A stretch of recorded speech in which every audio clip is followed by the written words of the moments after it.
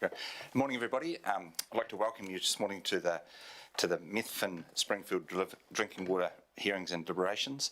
I welcome all councillors, members of the public, submitters and staff. Any apologies? Everybody's here. No apologies.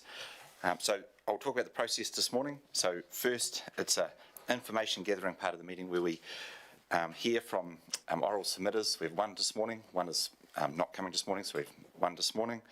And they have 10 minutes to speak.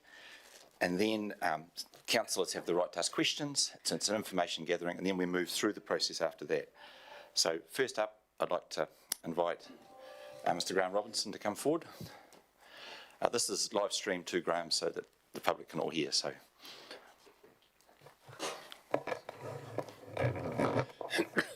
Is that working all right? Yes. Yep. Good to go. Yep. All right. Yeah, I understand completely that this is a very technical and complicated formula that you guys are working with. The council has got a big problem, but the problem has arisen because of the policies surrounding drinking water standards, and I totally understand, I get it, that the government has got draconian rules around it, and the council has chosen to, as a solution to meeting those standards for the Springfield rural water supply, to spend a whole lot of money. And how is it now paid for? Now, the choices as we were given are quite wide-ranging, from a very high increase to no increase. My argument, which in the submission, which we were invited to do online, and the reason I got invited along here was that the decisions were taken out of our hands as those who paid for and are still connected to the Springfield water supply. Now, there could have been other ways of meeting drinking water standards, and far be it from me to get into any sort of recommendation on how those other options might have been implemented, but I could think of 2 or 3 off the top of my head, and I'm not a water scientist, like putting individual treatment units into households so that stock water was delivered under the previous regime, but households had treated water. I mean, you could even have gone as far, and may have done, of looking at the option of everybody in a household on that water supply being given bottles of water or some potable water supply to service the household, so that the vast majority of the water could then have not been would have been fed to stock and wouldn't have been a problem. So my first point is that, given that the choice has been made by council and in compliance with government rules and regulations, we had no choice, and so therefore it seems a matter of natural justice that because the decision was taken out of our hands, that we should not have to pay an increase accordingly. So that's the first point. The second point is, as has been noted by the council, that there are alternative water supplies now in that area. There are still a number of wells that are still working, and for example, we can turn ourselves off, disengage from the Springfield water supply and get it all out of a well to dodge the high cost of the water that the Springfield scheme will deliver. We have an irrigation scheme which we can hook into for stock water over the winter. So I can totally imagine the scenario where a very sophisticated and high quality drinking water scheme could, over the future years, have nobody using it, because we've chosen to have a much lower cost alternative being using our own water, or using only a fraction of the water for households and using other water for stock.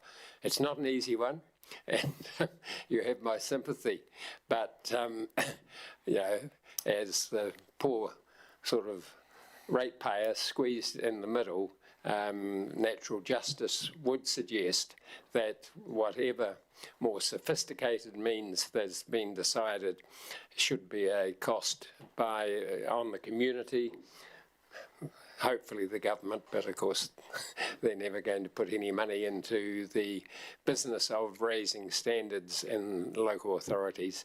But yeah, my submission was that we have the lowest cost option, and that's what I said, and that's what I'm here to talk to you about today. Thank you. Thank you, Graham. Are there any questions of the submitter? Mr. Brown, Mayor Brown. Thanks, Richard, and thanks, Graham. Welcome to the hearing, and thanks for your submission, which is good. And you talked about drinking water standards, and it's all about that. We've got to get this scheme up to the drinking water standards because it's not. And we were doing the Methven Townships drinking water standards, getting them to where they comply with that plant, and we looked at adding this one on to be more cost effective rather than have its own standalone. And agreed, most of the water is drunk by stock, but the drinking water standards doesn't realise that. I know. And we're stuck with that. So we need to meet those standards, and we will in July this year, both Methven, Springfield and for Methven. And the point of supply option where you put one onto each household is a good question, and I don't know the answer for it, but when we go into deliberation, I'll be asking the staff why we didn't go down that option for just each household get one where it goes into the house. So if you keep listening, we'll find that answer out later, the exact why we didn't use that option. And it will be cheaper for everyone if you join the scheme, and that's what we're focusing on today, the finance and revenue financing policy, is to join that club, so to speak, so we spread the costs over everybody. So we can, we'll deliberate on it and decide what we're going to do, but I can see where the direction we're heading. But drinking water standards is the key thing for upgrading. Totally. And we've got other smaller schemes out there, Montalto's one, which also needs to be upgraded because it's drinking water as well, but the bulk of it is stock water, so we're not stuck, but we have a dilemma, really, to work out what's best. So not really a question, but sort of... Yeah. Is that, do you agree with that? Yes, Mr. Mayor, it's not really a question. No, I totally understand that, yeah. And you've got to find somebody to pay for this infrastructure now. We're saying not us, thank you very much. Councillor McMillan. Thank you. Morning, Graham. I did want to ask a question. Now I'm just trying to think of what it was. So there's Methven Springfield schemes had a lot of boil water notices over the last couple of years. Do you think most households are affected by those? I mean, we are hearing that a lot of people have their own wells, but do you think the majority of the people on the Methven Springfield scheme would be affected by those boil water notices? I hear a lot from them. I simply don't know, and I don't know of anybody who has ever done a survey along those lines, but and I don't live on the scheme myself right now, but when I did, we presumed that when the boil water notice was issued, that the problem had been there for some time now. Whether that was a matter of hours, days, or how long, I don't know. And as we hadn't been ill up to that point, we generally ignored them. Right, thank you. Grant, I've got a question. To change your infrastructure, you talked about you could go to stock water from the schemes or from wells. Does it require a large change of infrastructure? Because obviously the Springfield system comes down as a pipe. Does that require a lot of change in infrastructure to make that work, or is it already in place in your farm, your case? It would be relatively small, yeah. Yeah, it would be some infrastructure, but just putting a bit of a main line from the irrigation intake, or in our personal case, the well was is placed at the exact same point as we get the intake from the Springfield scheme anyway, so it could be changed quite easily. Thank you. Mayor Brown? I do have a question this time. Graham, if you wanted to go onto the irrigation scheme for your stock water, or even your drinking water, would you do that? Because it would be a lot cheaper for you to do that, and you'd be removed from Yes. these charges. Yeah. You would personally do it. Oh, yeah. Yeah. Yeah. Yeah. It's well, it's just simple economics. Yeah. Yeah. Councillor Todd? Thank you, Mr. Chairman. I suppose, as you allude to, Graham, we're all powders pawns, Yes. but we have to meet the drinking standards anyway, which our Mayor has alluded to. So, and I suppose it's getting to what is fair and what is equitable for all concerned. So, if you had to choose, which one would you go for? Look, I haven't got the material in front of me, but it would be the one that was basically where we paid the same as we have been. Okay. I mean, there could be some very small recognition of additional costs, but it would be so minor in the overall scheme of things that basically, one of the options that was given was that we would have a connection that would be the same as any other resident on a water supply supplied by the council within the district. But yeah, the full cost would be obviously quite prohibitive and would be the death knell of the scheme. Councillor Brown? Thank you, Richard. Graham, just a question. On your farms, do you have your own bores? So you don't really use the system?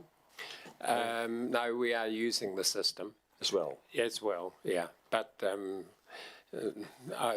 we do have 2 irrigation wells as well as a supply from the Ashburton Lyndhurst irrigation scheme, and those wells are quite deep and would also have excellent potable water.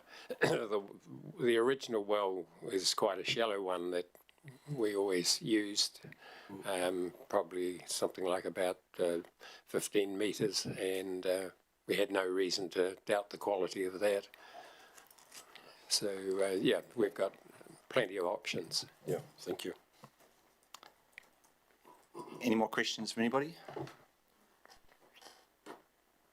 Nope. Okay, that brings the oral submissions to a close.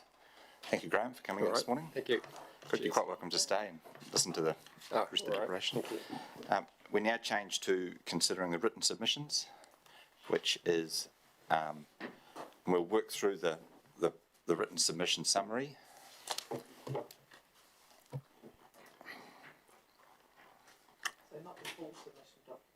No. So if we work through it page by page, it's the easiest way to do it, and then we can identify each submission.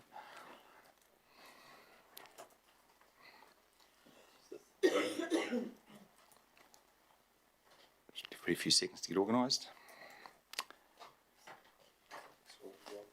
Sorry? Yes, there's only one person coming in this morning, so we'll consider the one in the... Okay, so we'll start on page number, we'll start number 3 because it's the other one. So we had 29 submissions received, 28 received on time, 2 were late, which we will consider, which we will talk about later in the piece. The District Water Group on page number 4. Any questions or things from page 4?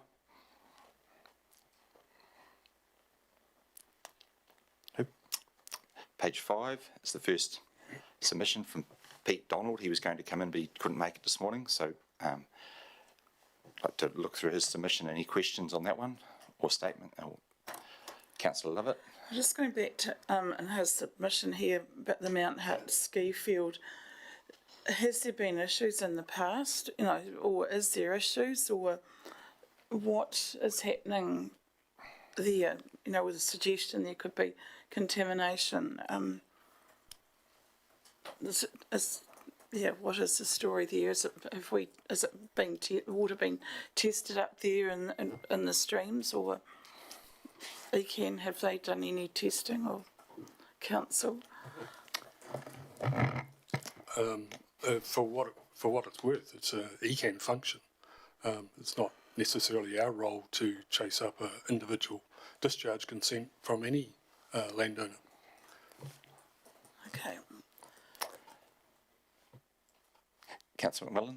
Thank you. And just following on from that, Aquifer Locations put their submission on a Facebook post, which has been sort of sponsored and doing the rounds, and there had been a few people commenting about Mount Hutt ski field, including James McKenzie, the general manager up there. So I think that the information's up there. But I just wanted to know, all these staff comments, they obviously go back to the submitter in a letter to, because we're obviously not going to go through all of them today, but all those staff comments, because there's a lot for Pete's submission, they go back in a letter to reply to him sort of in the next week or so. Is that correct?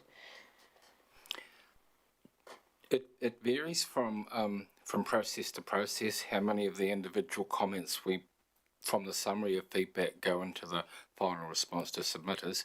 But what I'm hearing is that in this case, you'd like that information to go back to Mr. Donald, and we'll make that happen. I think so, yes, please. Is this also available on our website, isn't it? So that's also up there as well. Thank you. Yep. Thank you. Any more on Pete Donald one? No. Okay, we'll move on to the next, page number 6, starting with Andrew Curry, Avonmore Farm. Any questions on that one?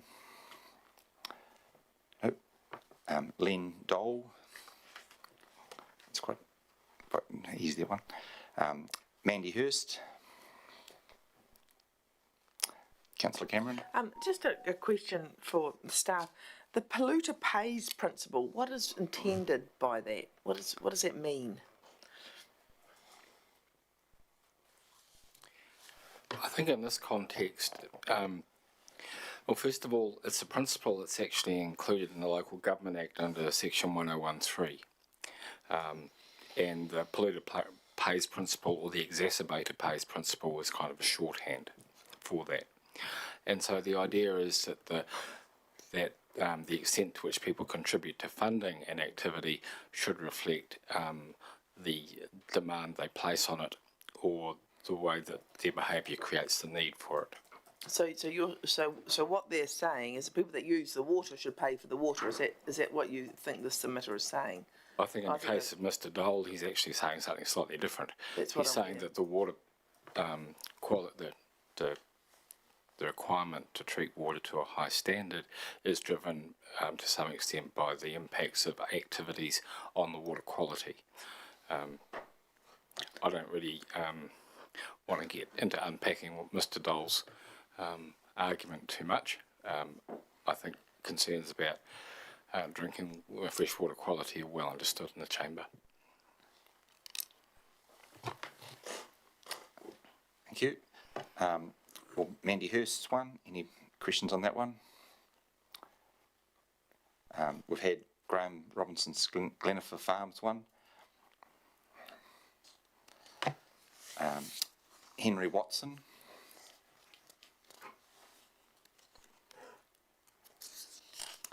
Richard Watson. Councillor McMillan. Sorry, I was just going to go back to, and Mayor Brown was going to ask a question about the individual household supplies, whether, was that right? Well, I was going to wait until we deliberate, rather than going through the submissions. I was holding it till then. Mayor Brown? No, done, gone. I'll ask my questions in deliberation of the staff. Yeah. Yep, thank you. Councillor Brown? Sorry, Richard. Mandy Hurst, she says that her mother passed away due to the water quality. Is that known, or is it a given fact, or is it, what is it? How do we take that? Yeah, it is a matter of record that there was a death described, but we have on file advice from the medical officer that investigated the incident, and they placed no blame on the water supply. Mayor Brown? Just to follow on from that, I think that was the days pre-chlorine, and after that event, chlorine was added to the water supplies. Is that correct? No, I believe Methven Springfield was chlorinated at that time. Yeah. Okay, move on back down to Richard Watson. Councillor Cameron? If I can just make sure I've understood the general tenet of the thing. We've answered question 1.2. Do you agree with adding Methven Springfield to the district water group, of which we've had responses? And when you read through the submitters, people are ticking yes, but they've got caveats around that but. That when you read through that, so people agree, but they do not agree if it costs more, if it does this, or if it does that. And I think that's something we need to bear in mind when we read subsequent questions, because it could be a little bit misleading in that they agree with the proposal, but they actually think we'll agree with joining if, when you read all the submitters, there's considerations to be made around that. Cool. Move to Sarah Watson.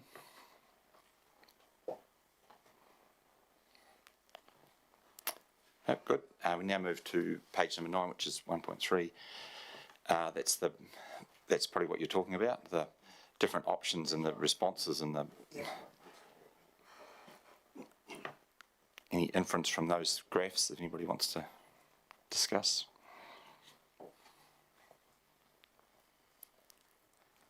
Nope.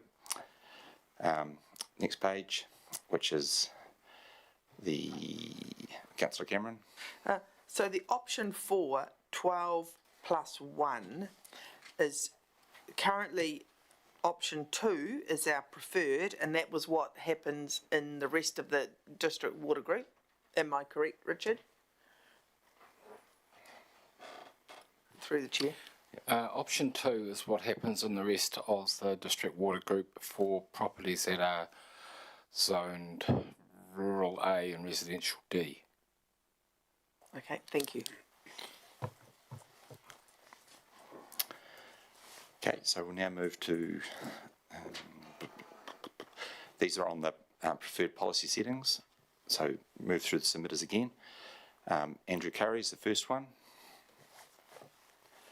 Again, he's mentioned the separate meter supply, which we're going to discuss in deliberations. Mandy Hurst, Richard Watson,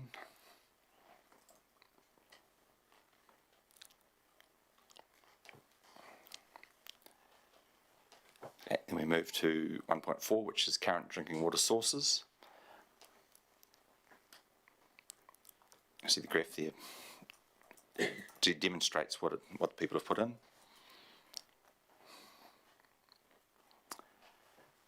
Move to the submissions. Ardmore Dairying Limited. Beef Farms Limited. Bob. Jonathan Jackson. Mark Locke. Fraser McKenzie. Robert Turney. Any more questions? Councillor Brahm. Thank you, Mr. Chair. Mr. Mackenzie, Fraser Mackenzie, he gets his water from Montalto Water Scheme. Why is that sitting here? That's a completely different system, isn't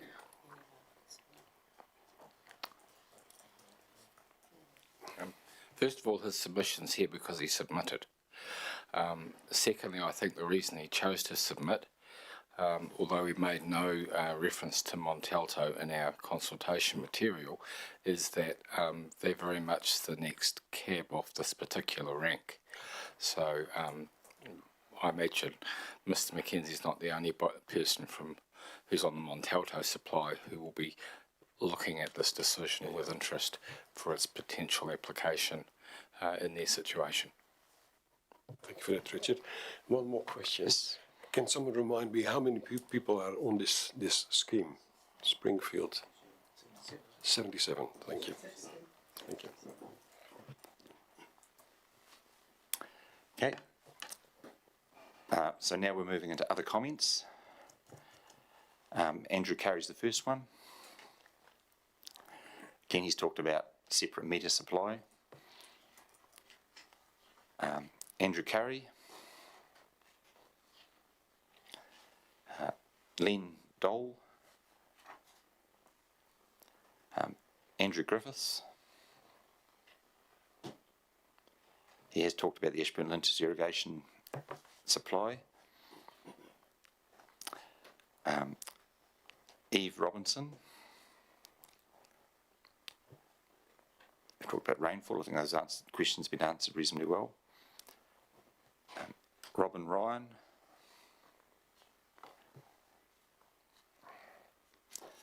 John Stoll.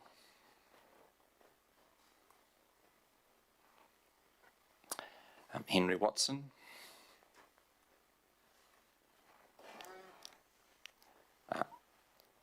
Sarah Watson.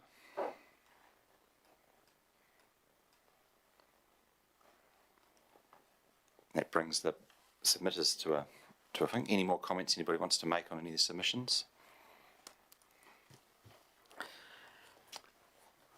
Councillor Cameron? Would comments be reserved for later? Is that discussion, or will I make? I have a lot of comments on the submissions, but they're sort of general in nature. It's true, Mr. Chair. Yes, deliberations follow consideration of the submission. So at the moment, you're just trying to understand the submissions, understand the views that are therein, seeking clarification if you have any questions. Once that process is complete, Council would turn to deliberations. Thank you.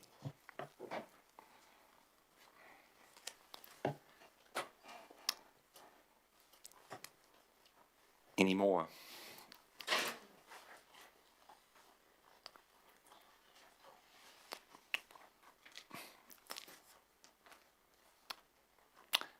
Oh, I'll take that as a no.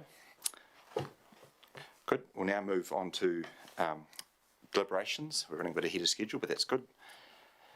So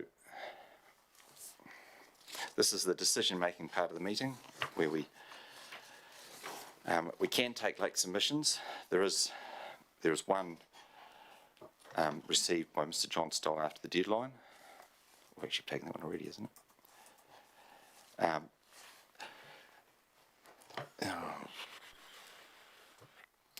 Because of that would, if we took the submission after the time, it could give special we could be breaching the RMA process. Therefore,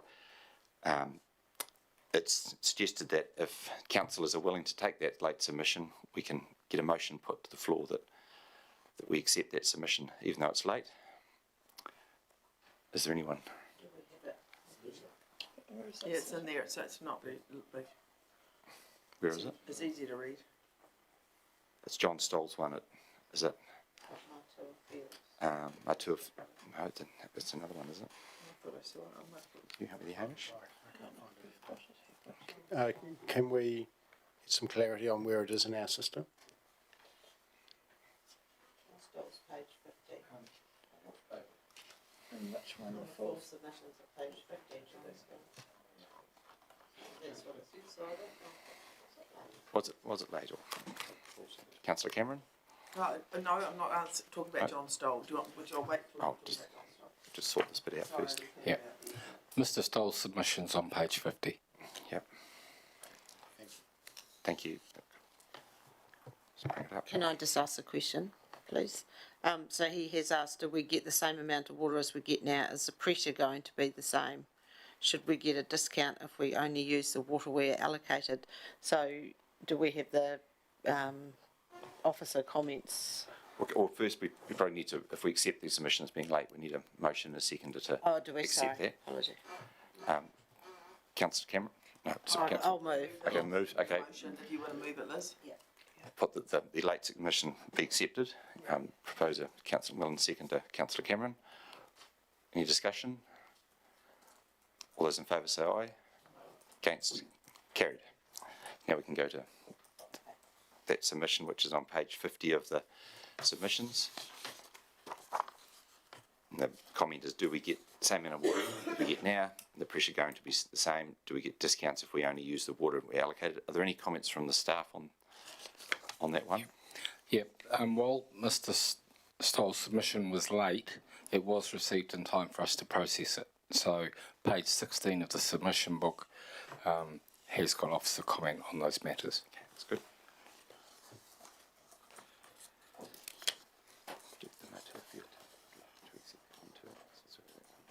This one here. We just need to clarify why that was separate. Yep. Oh, Councillor Cameron? Are we discussing? Yeah, we just want to cover off the late ones first, if we could. The Matua Fields Limited one, can please give us that one separated out? Yeah, that was received on time, but it was there was an error on my part, which meant it didn't get included in the original book. Okay, so we need to present that one, please. It's on page. It's a separate thing. Doesn't have anything with it. Does it? Where are we now? Doesn't have anything with it. That's it. But That's it. So it's just a one page. It's not otherwise. It's not received. Yep. Yep. Yep. So we'll record, we considered and received that one. There's not much. It's just a one pager. So, Yep. Councillor Ellis. Thank you. When we go back and look at our graph, and there were 29 submitters in total, were these two included In the numbers. in the numbers? Thank you. Okay, good. So we'll go back to deliberation now. Councillor Cameron. I'll kick off, since I pushed my button on and off a few times. My first question is with regard to the 29 submissions. There was 60%, I think, are happy to join the scheme, and then there's only 10% happy with the options. Did we join the line between those that are happy to join the scheme and their preferred option, so that we know how many of those that were of 29 position? Do you understand what I'm saying, Tony, through the chair? Thank you. Yeah, that's exactly right. Yes, we did. It's the graph on page 9 Of the one we've just, of the summary booklet. of the feedback of a summary of feedback. So it's so page 9, based on the question. Oh, yes, if it you even says agree, it there. what's I your was looking preferred at that and policy didn't setting? read the title. Beg your pardon. Thank you. So that is, if you agree with me, what is your preferred policy setting? So 55% of people went for option 4, and only 10% of people went for option 2, which was the council preferred option. Correct. And council will note that option 4 is cheaper, and perhaps it's not a surprise that that's the one that had the most preference. That is correct, yeah.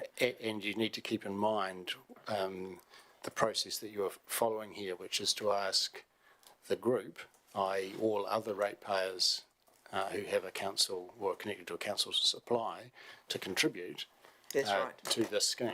I remember the workshop. So that's Yeah. the balance that you're trying to find here.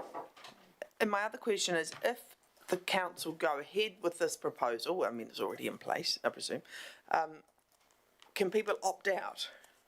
It's compulsory, essentially, isn't it? Is it? From joining the, 68 people. of the people on the scheme, can they opt, 67 users, do they have to be engaged in the Methven Springfield scheme? Their alternative to being part of the scheme, funded by whatever funding mechanism council ultimately decides, is their alternative is to get their water completely from somewhere else. And if they do that, for point of clarification, they need to meet Te Mata Arawai, they need to meet the water standards of New Zealand, is that correct, on an individual basis? I would defer to Mr. Guthrie's expertise on the drinking water standards. Yeah, so if they were to leave the scheme, they would then be responsible for providing their own water supply. Depending on the nature of the farming situation, they may just be a self-supplier and not captured by the legislation. But if they have multiple dwellings on their property, they are a water supplier and would have to meet the same rules. Okay, That's right. So sole house doesn't have to, but one farm cottage on the same supply means they have to meet the same standards as the council. which individually would be very significant. Be for them to decide Yeah. how they would do that. Councillor Lovett? Just trying to get something clarified here.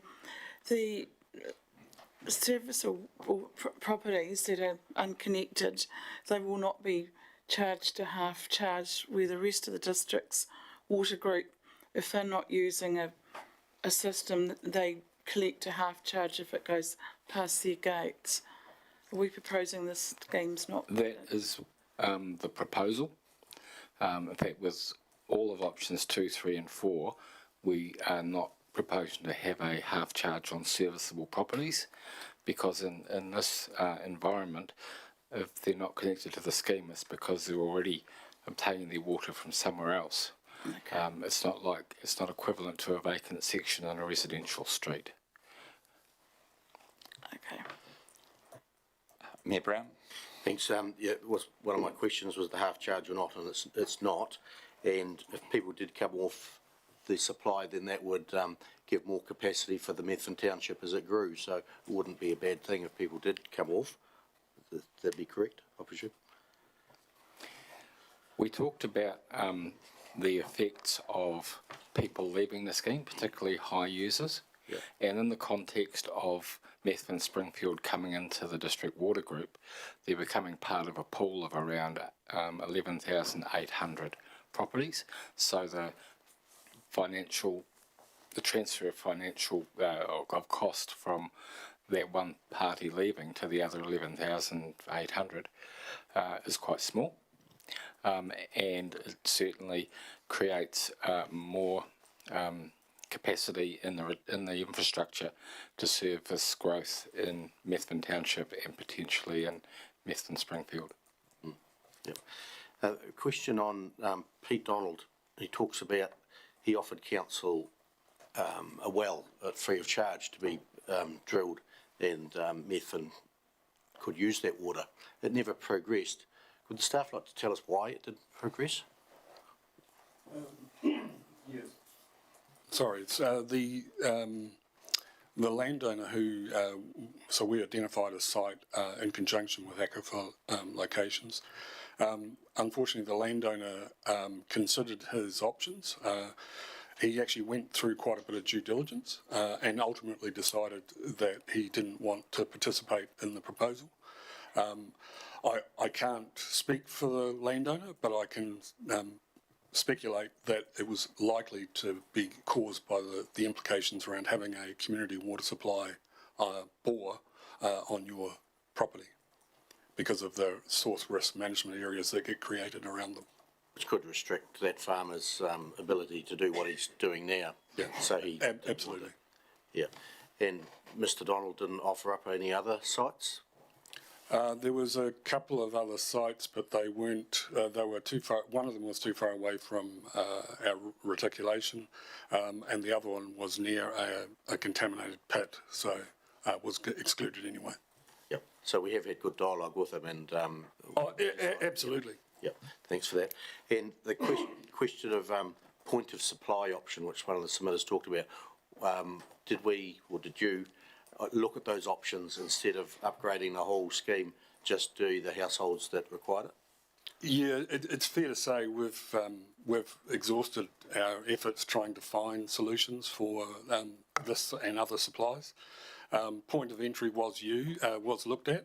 It was looked at in the early days when the Ministry of Health was still looking after water. And we couldn't make the rules or the recommendations as they were then, we couldn't make it work practically. And the rules have only got tighter since Te Mate Arawa took over for point of entry. We also, Summer Council will be aware that we looked at potentially a single sort of super plant that would supply about 5 supplies. That proved to be out of scope as well. We just couldn't make that work either. So we have done a lot of work around options, but I think this one just basically turned out to be the best of the lot. And one of the submitters talked about, or asked about, metering the water. And in the staff comments, it said the meters will be put on, restrictors and backflow. So which, backflow is probably important, a backflow preventer. Are they getting meters, restrictors, or both? I understand they're getting both. And the restrictor, what does what? So the restrictor just provides an upper limit based on their original allocation, I understand. So the metering will allow them to identify what their use is below their allocation, but it won't let them take any more than their allocation. And in the comment it said they'll be installed by the 1st of July. Is that? I believe that's on track. It's on track? Yeah. Thank you. Councillor Brown. Thank you, Mr. Chair. I've got a couple of questions, if I can. There's a couple of options we looked at, and option 2 was the council preferred one, and 4 is basically done 55%, who are, gave us an answer. But basically that means quite often it will be the bigger users, because it's getting cheaper for you get more water for less cost. Now the question, and I think Andrew might have to answer that. So those people, do they have access, or can they have access to irrigation companies to get water from there, so that the Springfield line is more for households and not for farming? I think given the geographic area that Methven Springfield covers, it would vary depending on the property and where they are. And I don't know what capacity the irrigation companies have to provide more water, so that would be a difficult question to ask. But at the end of the day, I think the submitter we heard this morning made the comment that farmers will do what's best for the farm, ultimately, and if there are options available that turn out to be cheaper, then they'll certainly they'll grab them both hands, I suspect. Thank you for that. Yep. I've got a couple of questions. Is the district water scheme, is everybody should be treated equally within that with regards to price and water supply? So you indicated before that some of the larger blocks are on 1.2 or 1, but everybody in the towns is effectively unlimited, because that's just how the system currently works. Can you comment on that?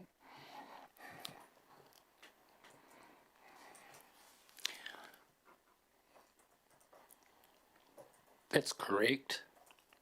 I think at the heart of your decision is today is about what is affordable and what is fair, and treating everybody equally. In some circumstances will seem fair, and in some situations treating everybody equally can produce an outcome that isn't fair.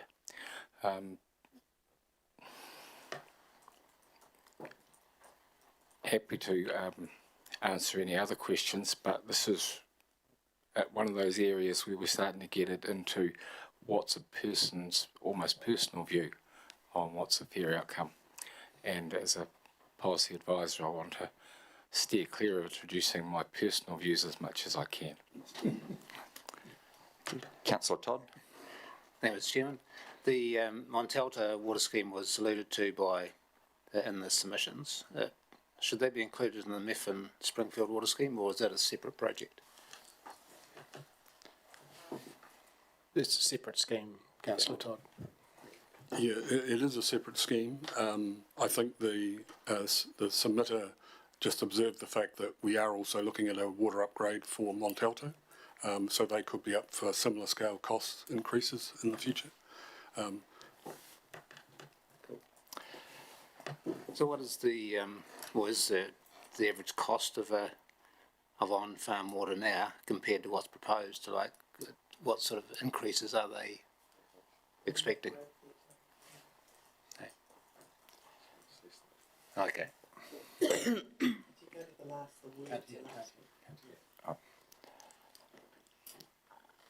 Councillor, well, have we found the graph, Councillor Todd? Have you found what we're looking for? Yeah. Councillor Lovett? I'm just going to ask, South Canterbury, and the Waimak have got district-wide water schemes, and they're used for household and stock, and the odd one irrigates, livestock block irrigates with it. What we're proposing, how does that compare to those districts' charges? You know, has that been looked at as a comparison, affordability and fairness, you know? Have we looked at it? Yeah, we spoke about this a few days ago, and I said I'd go away and look at Waimak, and I did. You've now said South Canterbury, which I think you mean Waimati. Yeah. And so I looked at Waimakariri, which is often referred to as Waimak, and I can confirm that in Waimakariri they don't have a group scheme. We can certainly take a quick look, perhaps at morning tea time, at what they do at Waimati. I apologise, I misunderstood. I just wanted to know how this is comparing costs and that Yep. was No, with we can get that information. I just need a minute to look at the right council website. Apologies. Councillor Cameron? Thank you, Mr Chair. I'm looking at this coloured table examples. What's it called? It doesn't actually say any. It's just a coloured table. Which page? It doesn't have a page. It's in the thing. It's all the coloured. You know, option 1, 23, 24 status quo. Option 2, 1.2. It's a draft drinking. It's in the consultation document. Consultation one, I think. My question is, this is looking at the view of the Methven Springfield Water Scheme, the implications for what option we select. Is that correct? Can we just hold for a second, Councillor Cameron, while everybody finds where it's the policy drinking water consultation page, which is the submission that was sent out. You can't miss it. It's the second to last sort of thing in Stella. There it is. Yeah. The coloured one. You got it, Richard? Yep. Okay. Can I go, Mr Chair? Yes. Yep. I just want to understand this page. This is looking at the options 12 plus 1, 6 plus 1, 6 cubes, and every additional unit gets 1 cube, and that's the costings, I'm assuming. Is that correct, Richard? Yes. Yeah. Do we have a column to say what the rest of the district pay if we go 12 plus 1? What does the rest of the district pay to compensate for that? Or is that an irrelevant question?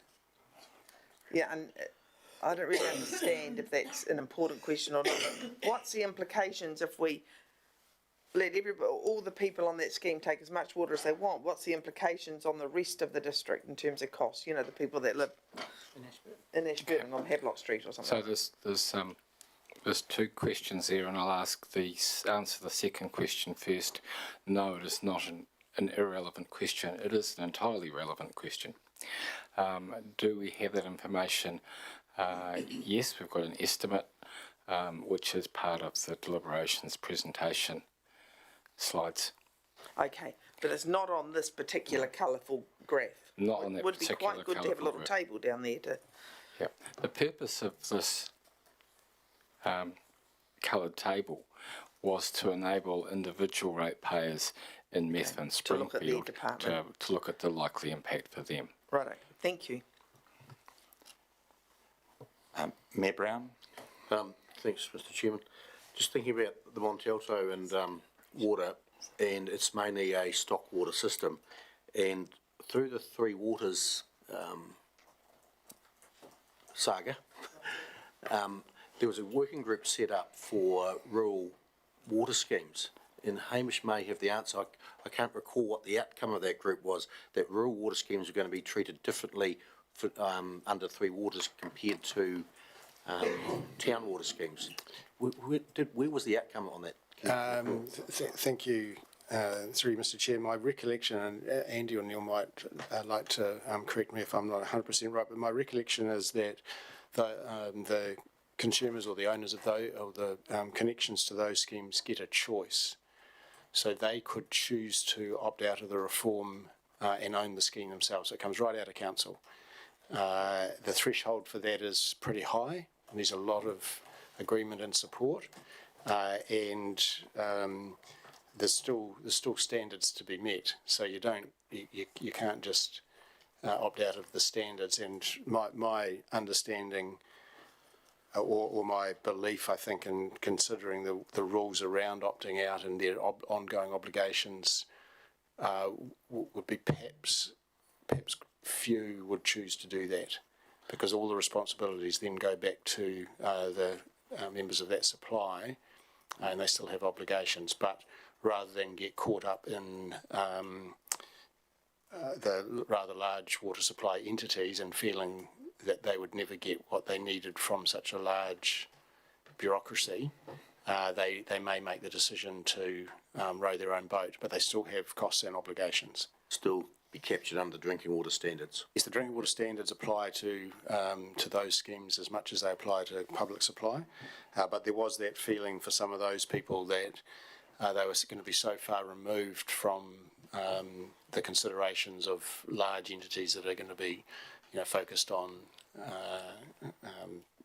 the bulk of their consumers, which will inevitably be in urban areas, that they might be better off to manage themselves rather than have to go through the admin and bureaucracy of the large entity. But it doesn't exclude them from the water supply standards. Yeah. Councillor Cameron? Just a quick, can you tell me where that is, please, Richard? I've sort of, I just can't, is it in the thing that went out to the public, the colourful, looking about that graph, the implications of Havelock Street? Mr. Chair, I just wonder whether, if there is information in the deliberations presentation, that we might be best to Oh, is that not on Stella? pause and go and start a more Okay, yeah, well, we need to see that. managed way through the deliberations. Okay, I thought we were doing that. I'll hang up and wait till we get that up then. So do you want to pause? What I meant by pause was pause this discussion so we can turn immediately to the presentation. That was my suggestion. Yeah, we'll go to Councillor Mackel. Thank you. I'm just wondering, do we know the amount, if any, farms that don't have any access to irrigation water at farm stock? We did do some surveys, but we got a fairly limited response, so we don't have a definitive answer. And my understanding, and certainly reinforced this morning by Mr. Robertson's presentation, is that having access to the water is one thing. How close that point of access is to the reticulation on farm is another consideration, because it's a cost the individual farmer has to bear. And then, of course, the water not only has to be physically near the property, but the irrigation company, for example, has to have the capacity to be able to supply that demand. So the short answer to your question is no. And from those that we have had information from, there seems to be a good proportion that have wells, but not everybody who has wells relies solely on wells. I think at least 4 of the submitters have wells and are part of the Methven Springfield supply. We had 14 who indicated that they were that they got all their water from Methven Springfield supply, but that gives an answer for 18 out of 67. So it's not a big enough sample for us to draw too many accurate conclusions. I've got a couple of questions. It's the $548.90, which is the district water group charge that every person in town faces. I don't think we got full clarity on that. If only the people that are limited in their supply pay above that, everybody else in the district and the towns has technically an unlimited water supply that's not limited by any. There's no charge above a certain amount. There's only some of the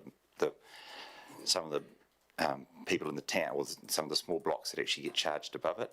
And if those people would be charged if it was 12 plus 1, the graph actually indicates it would be around it'll be equal to about $4,000 to $5,000 would be the charge that they would be faced, which is if we're comparing like with like. Is that correct? If you're comparing like with like on that basis, yes. The other, Councillor Cameron? No, you go. Oh, the other, you've got to push your button. Oh, sorry, I'm getting confused. The other one was that this is essentially a change of a stock water drinking water system, changing it to a drinking water system, and the only way it can to make it function at a cost level, we can't. If you're going to supply stock water drinking water standards, the stock water has to go up in price. And in this case, I would have said that does there not appear to be a lot of other options for stock water for these suppliers? And that would be the market forces driving people. If it's too expensive on one option, you go to another. Really, we should be really concerned about the people that had no other options but to use this water. And if that becomes inextricably high, we have to look at their other options, because that would be what happens in the stock water races. When we look to shut a stock water race, we look at their other options and what options they have. Because this is essentially, you could almost say, like a stock water system being changed over from open race to another, system. Any comments on that? Through Mr. Chairman, it is definitely a multi-use water supply system, but our energy here is focused on the fact that we are supplying drinking water to a number of people. Our obligation is to have that drinking water meet the health standards. So that's what we have to do. As has been said, individuals will make their choices around the economics of it and the options that they do or don't have. But as long as there is 2 people on this supply who remain and get their drinking water, we have to have it of a standard that meets the regulations. That's our obligation. So I don't imagine that this will ever, from the point of view of this piece of work around drinking water and meeting the standards, I don't think you can ever think of this as a stock water system in the same breath. Of course, it's largely being used for stock water and farming purposes, but our obligation is to the drinking water piece of this supply, and we have to find a solution to meet the standards. And as Mr. Guthrie has previously mentioned, this is, in the work that our officers did, the best solution to meet our obligations. This discussion is about how it should be paid for, as opposed to whether or not we should be bringing the drinking water part of Methven Springfield to a particular standard. We simply have to. Yeah.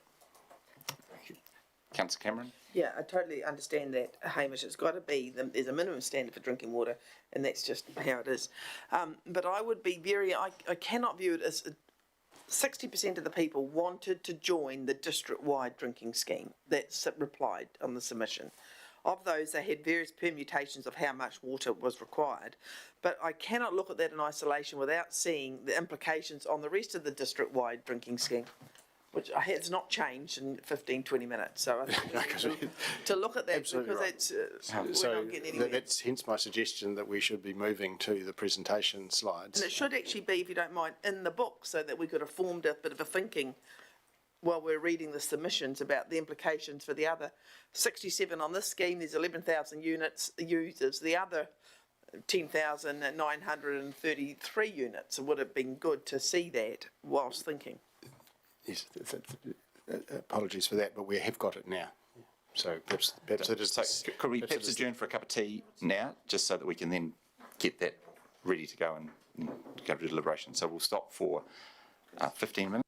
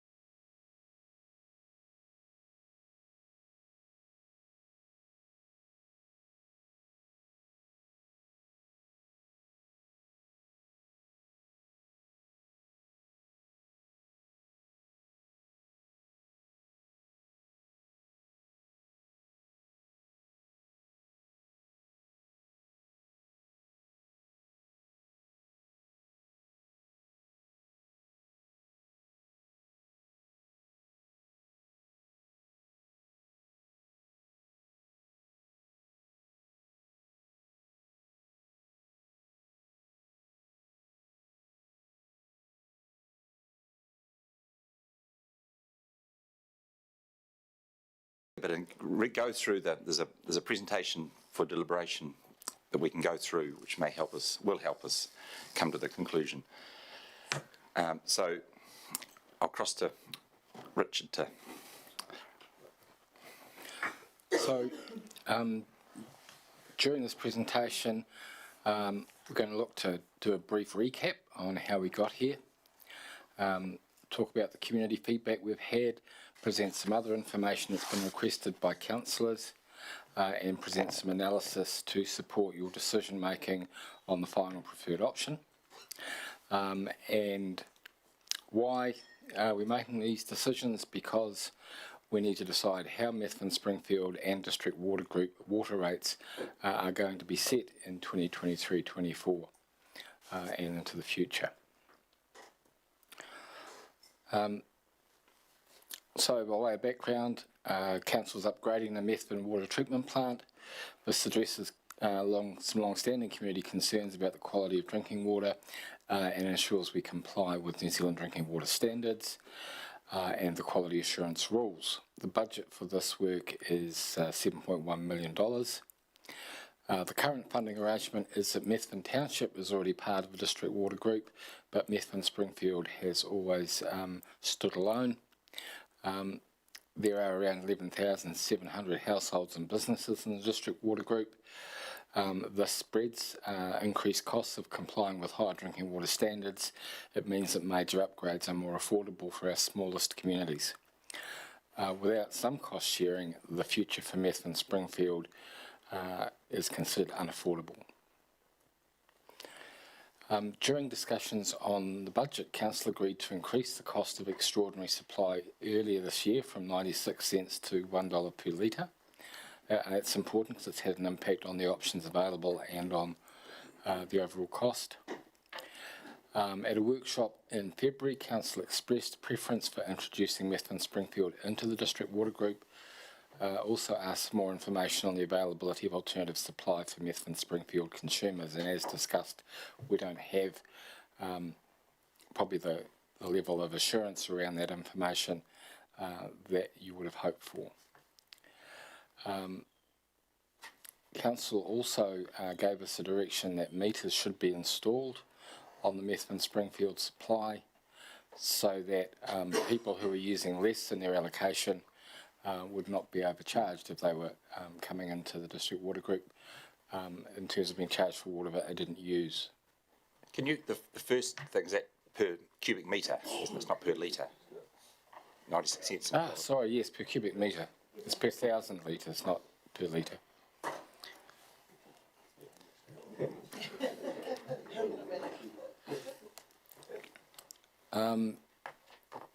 A report was presented to Council in April, and there were four reasonable, in fact 5 options presented. The status quo, a 6+1, an 8+1, a 10+1 and a 12+1 option. And in those options, if we take the 6+1 as an example, so it's a rate of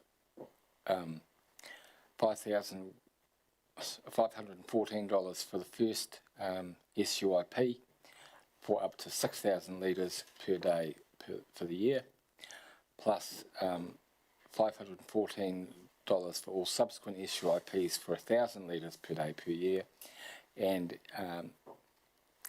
all additional water on top of that was $1 per 1,000 litres.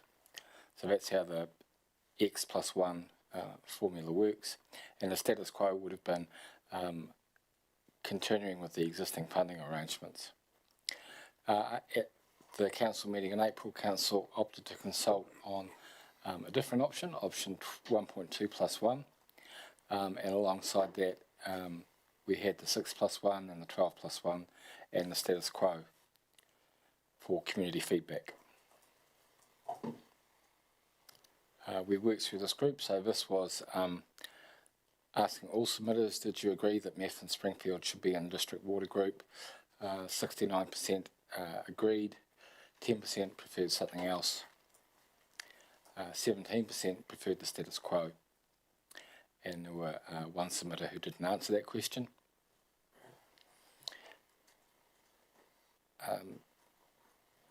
This one was amongst people that agreed to Methven Springfield being in the district water group, what's their preferred policy setting? 80% or 16 of the people that answered the question preferred the 12+1. The second preference was councillors preferred the 1.2+1, and the balance were people who didn't answer. There was, and no one preferred 6+1. And as Mr. Reddick's already pointed out, in many respects the submissions are, as you would expect, are coming from the people in Methven Springfield, and they're making economically rational choices about their preferences.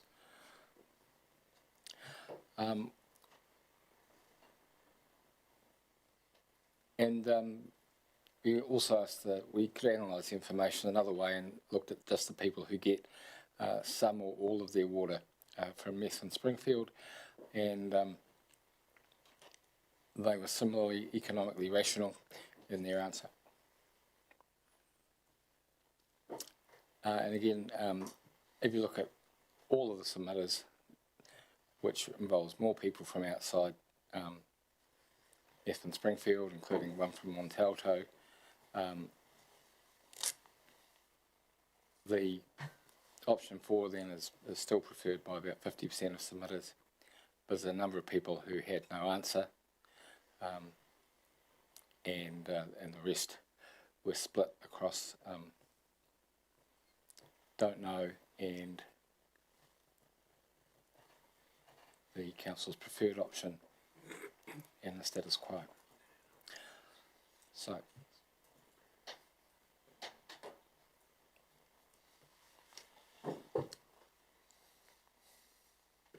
that just summarises in words what I've just shown you the graphs of. Yep.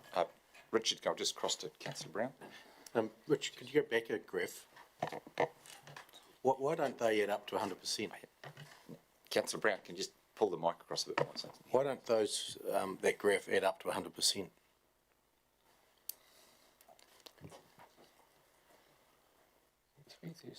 I think it does add up to 100%.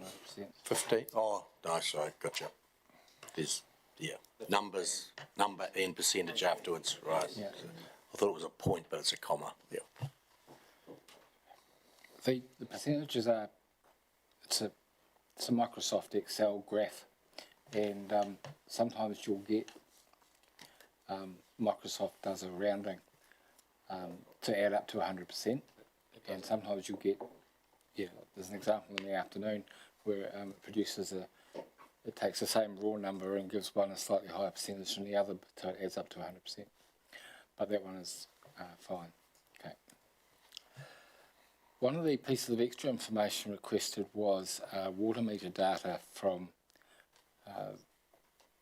the water meter trial installation at Methven. So we have results from meters on 1,138 properties collected over a 10-week summer period. Talking with the engineering staff, they have asked me to invite you to be cautious. This is raw data. It's taken over a relatively short time period. There's no water balance, and I guess that's where you kind of can account for every drop of water that went in and where it got to. I know that if we were talking about a statement of accounts and to set the rates for the year, and we said, oh, but our financial statements don't balance, you would feel perturbed about accepting any rates based on a set of accounts that didn't balance. I think we have to be a bit cautious that because no water balance has been done, we know that it includes some individual data points that are curious in terms of the pattern. What we can say is that because of the size of the sample, even if you could eliminate all of the individual data points that are a bit curious, we can still have good confidence in the median and the mean figures. So what we've got here is data for all properties, that's the second column from the left, residential C properties and residential D properties. And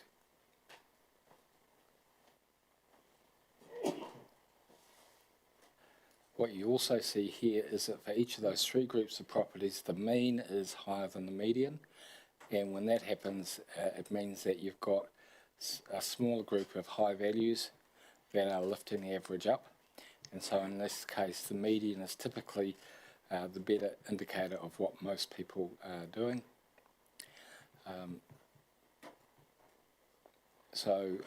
Most people in Methven would be residential C rather than residential D. There are about 800 out of the 1,100 properties, and their average was 0.76 cubic metres per day, but the median was about 0.4 cubic metres per day.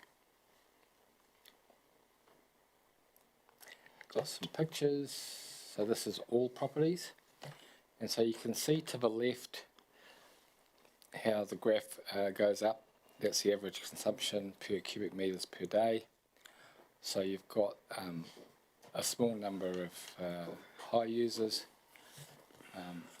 We've marked on the graph roughly where the mean sits and roughly where the median sits, and you can see that particularly the median, the trajectory of the individual figures along the bottom is reasonably flat. So if you move 10, 15, 20 properties to the left or right, it's still around that 0.43, 0.45. Councillor Hooper, per day. question. Sorry, Richard. Can you go back one? And the residential C maximum 21.34, is that, how is that so high for a residential C? Is that one of your curious cases? And can you explain what the curious case No, so I think that's the cautionary tale that Richard outlined at the start of this process, and that's why Richard, I think, is focusing on the mean and the median, because that's where the data is likely to have meaning. But to focus on the maximums is the curious point, and then you get all the engineering cautions about raw data and it hasn't been balanced, and there'll be properties that may have extraordinary usage, or there could be leaks, that are creating that, and you're better just to focus on the mean and the median, because that's where the likely average consumption is, not the maximum. Is it being addressed though? Indeed, and that's a separate piece of work as to why. That's what the whole review of the consumption that we now have via the meters is aimed at understanding the whole picture. But for the purposes of this kind of charging conversation, you're better just to focus on the mean or indeed the median, which has probably even a better sense of how much average usage there is.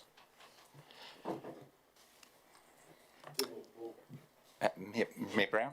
Just on that graph, the date 13th of 12/23, we haven't got there yet. Or should that have been 22?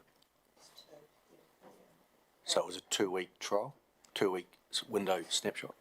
Yeah, sorry, it was the 13th of February, not the 13th of December. Okay. So it's a 10-week period during summer. Can you go to the next graph? Could you, whereabouts is one? Because one is the limit that we've sort of proposed. This is one as it seems to be a cut-off point that we've been talking about. One would put it around, is it the blue line? Is it above the blue line? One is the blue line. One is the blue line. Oh, yeah, okay. So that falls to about 170 odd of the total of 700, is that right? I can't see that. Yeah, 1100, sorry. I reckon it was about 16% above the line and about 84% below the line. Thank you. Any more questions on that? Oh. And that's all properties, so that includes any business properties in Methven, any residential D, etc. So the next one is residential C properties. At the very least, at the very left hand, you've got that property that Councillor Hooper just asked a question about. Again, the blue line is 1 cubic metre per day. The mean is 0.77 and the median 0.41, so slightly lower median than the example for all properties, but very similar pattern. And again, most properties are at or below that blue line.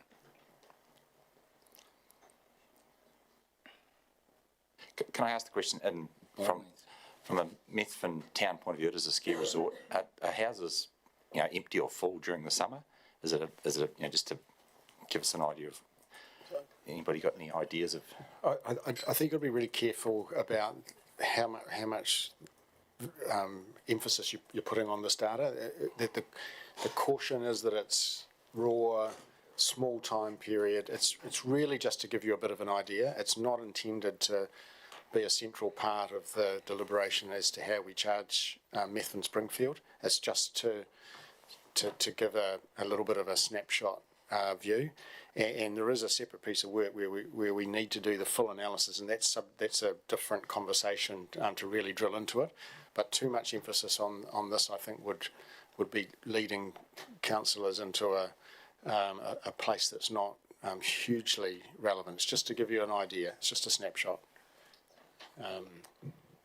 All I can add is that I agree with everything that Mr. Reack has just said, but you did ask for this information, and previously you'd expressed an interest in it and it hadn't been able to be provided, but it's still, say, early doors. And I spent quite a bit of time when I was pulling this together trying to work out why you wanted it in the context of Methven Springfield, and I came to the conclusion that you must have had an insight about this problem that I didn't have because I couldn't work it out.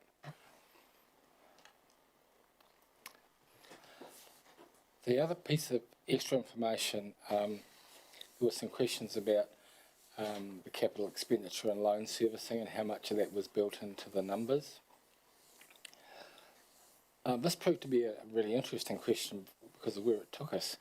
Methven Springfield rates are forecast to increase by 24% in 23-24 under the status quo. And that took the total revenue from rates up to about 409,000. About a third of the increase was down to loan servicing costs as a consequence of loans raised in 2022-23.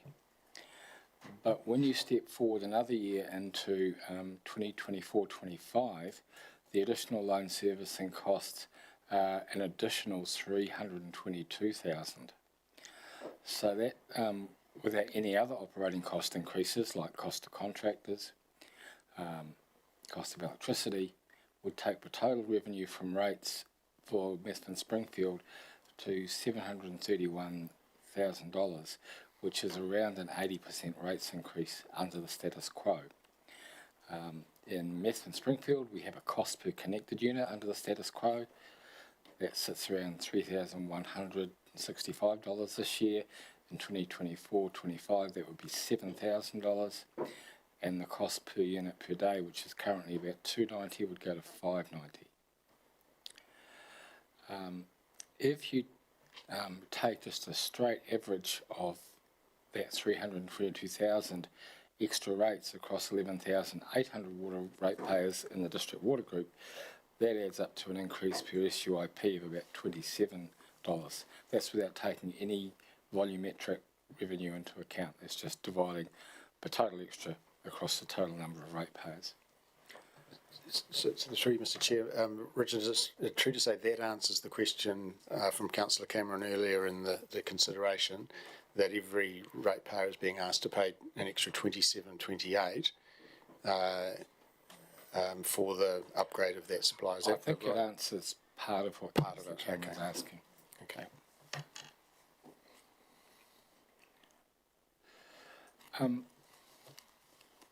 First thing they teach you at Policy Advisor School is to ask and understand what is the problem.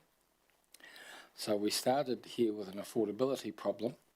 At that point, the LTP was forecasting an increase of 6%, then an increase of 61% for Methven Springfield water rates to meet the cost of upgrading for compliance with New Zealand drinking water standards. Council said it would review the funding policy looking for a fair outcome.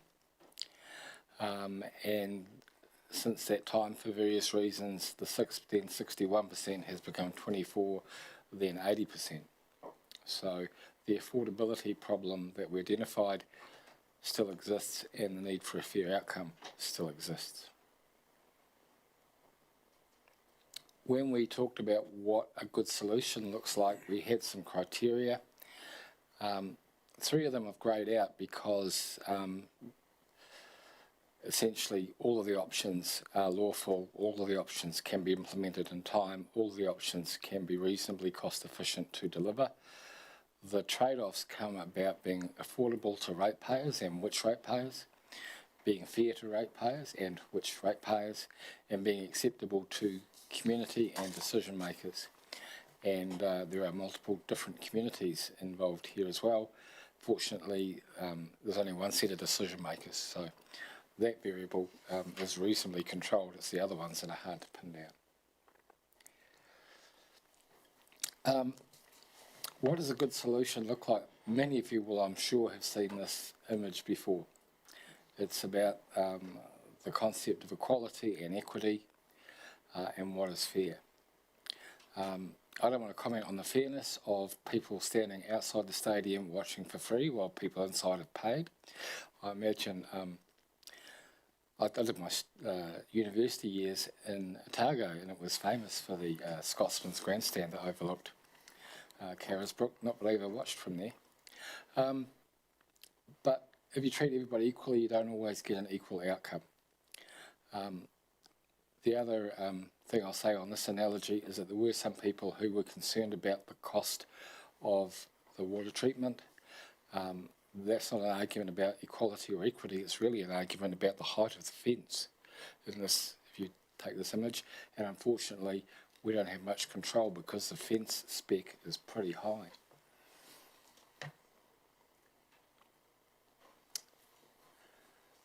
When we looked, in this slide you've got the yellow options and the orange option are the options that were in the consultation document.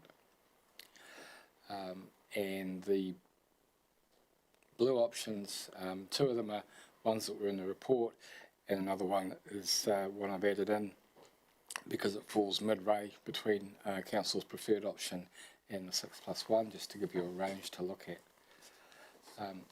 Clearly, as at the top of the graph, if you're looking at the very right-hand column, generally the higher you are up the graph, fewer ratepayers are paying less than under the status quo. The median rates per Methven Springfield are higher the further up the graph you go. The average rates per Methven Springfield are higher at the top of the graph, and likewise the total rates paid in Methven Springfield is higher at the top, and at the bottom with the 12+1 you've got the lowest rates paid, the lowest average rates, the lowest median rates, and the number of ratepayers paying less than the status quo. One of the questions I guess you need to understand and answer for yourselves is, what is affordable? Is paying less than they would have paid under the status quo affordable? Is it fair? If I could start this policy work all over again, and I'm not inviting you to ask me to do that, we might have spent a bit more time at the very outset talking and trying to unpick that idea of what do you mean by affordability and what is fair to you. It might have saved me some head scratching over the last few months, and as you can see... Yep, we've got a question from Abraham. Yes, Richard, does that graph take into account the fact that there's been 7.1 million spent on the upgrade, or is that assuming it's... These are 2023-24 figures, so no, it includes some of the initial loan servicing cost, but the full impact comes through in the following year. Will it be the following year because it will have been completed on the 1st of July-ish? Ish is the point. Well, it's a month. We won't have spent all First the of money. August it will be done though. So some of that money will be in the future year, so The bulk of it, the bulk of the 7.1 will be spent by the 30th of June this year. we will have done the bulk of the work. Yeah. Yeah. And the bulk of the money will be spent as well, I would think. Possibly, yeah. Leanne? Through the chair, we won't capitalise until 23-24 year, meaning you won't see the full effects until the 24-25, which is what Rich has been trying to demonstrate. But you'll have paid for the work and we're paying for the work right now. I think the purpose of this slide is to show you the comparison of the various options rather than to... Yeah, the comparison's great. Yeah, the comparison is the purpose rather than those numbers being absolute numbers, given the work is going to straddle a financial year. Across the When we're talking about the costs, so we may pay for the assets now, but it's the cost of the repayments on the interest on the loans and the loan repayments that would come into the next year. So that's where that would push up the pricing for a smaller number of ratepayers if they're out of the group. Councillor Cameron? Following on from the Mayor's question, if you spread the cost of the $7.1 million treatment plant over the 67 providers, the cost would be ridiculously high, presumably. That's right. It would be nice. What is the cost of that? It would be nice to have a column so we know what that would be. Do we what do we pay? We're paying 5% interest on that loan, 7% at 5%. That's $350,000 over divided by 67 divided by 7. That's about, it would be. It sort of shows that it's still a hell of a lot cheaper, whatever option, essentially. Yeah. There was a graph that Richard spoke to 3 or 4 graphs ago, which indicated the extent of the cost. In fact, the reason that council proposed Methven Springfield join the district water group is because on their own this upgrade was deemed unaffordable. Because this is sort of tricky, because we're not really. That's right. And of course, you're not dividing the 7.1 amongst 67 because it serves Methven Township and Methven Springfield across two. So there's an apportionment of that 7.1 between the two schemes if Methven Springfield was to stand alone. Yeah, that's correct. So a ballpark figure, say for 23-24, we're looking at about 3,800 if the group is if it's out of the group, and if it were in the group next 24-25 would see it around about 11,000 per property. If it was out of the group. Yes. Thank you. On top of average rate costs. Just got to be careful what you're comparing here. We're sort of jumping around various different concepts, and I don't think those comparisons are necessarily valid. The purpose of this graph is to assume that the work's been done. It's to assume that Methven and Springfield are in the group, and then it's how you are going to charge them within the group that gives you the comparison. Council's already made the policy decision to do the upgrade. They made the policy decision to include Methven Springfield in the treatment plant arrangements for the Methven Township. This entire deliberation is about how then is it fair to all communities and all ratepayers who are affected by that decision for the charging regime for the Methven Springfield water supply. Councillor Brown. Thank you, Mr. Chair. Could someone tell me, I can't remember, we did workshops and it was pretty hard going in those workshops, why did we came to the 2+1 as the preferred option? Why did we get there? 1.2 plus 1 is the preferred option. Yep. So why did we went for that one? I think it was because it was consistent with the residential D elsewhere in the group. Thank you. So that's another thing to think of. No, that's the reason we came there. So we can sit here till blow in the face, but I think I still prefer that one. This is the material that Councillor Cameron was asking about before tea, and which Tony has circulated around the room. And what this shows you is the amount of cost that transfers from Methven Springfield to the district water group, or back the other way. So under the status quo, there's no transfer because all the costs of Methven Springfield stay with Methven Springfield. Under the council's preferred option, in fact, Methven Springfield contributes more in 23-24 than so it's actually a transfer to the district water group from Methven Springfield rather than the other way, which means that the transfer per district water group ratepayer is an average of $5.34. I think what I would say about those costs is I can't make my model do all the things that the rating system calculation spreadsheets will do because they're more complex. But what's important here is the trend.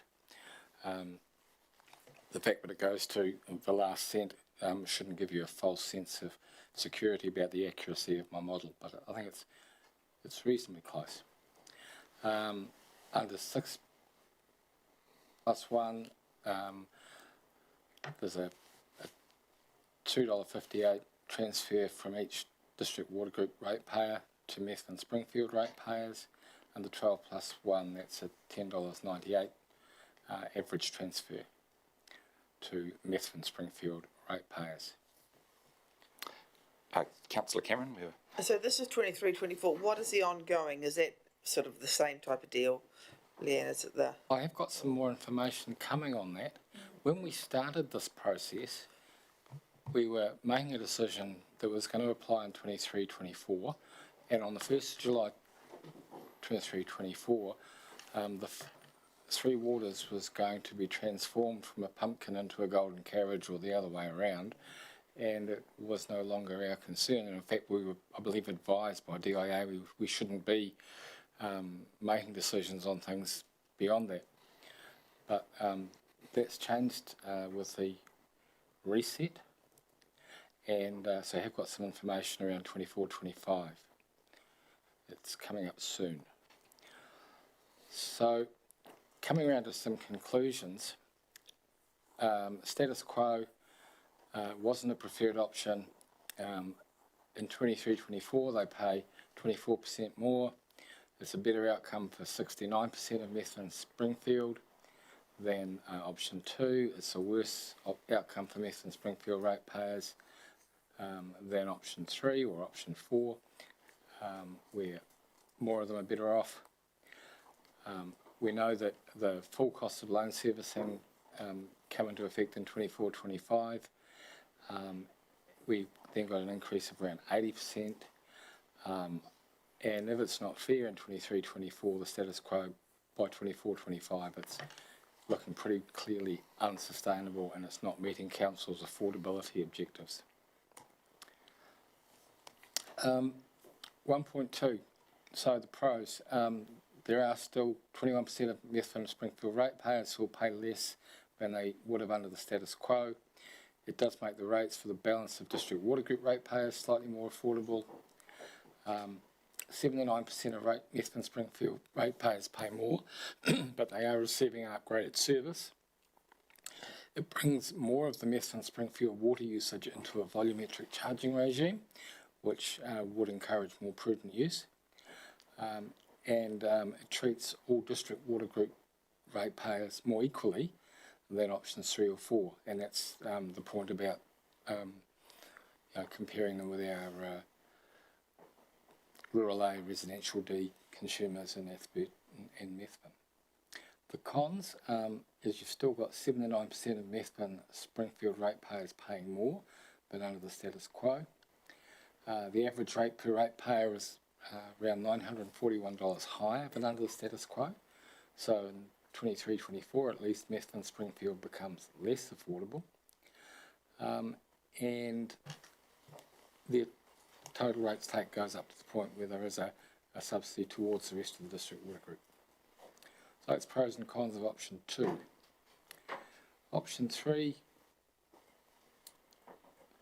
so 61% pay less than under the status quo, so it's a tick on the affordability box. Average rates lower, also more affordable. 39% are paying more for an upgraded service, that's a tick. On the other side, you've got 61% paying less, that's considered a con.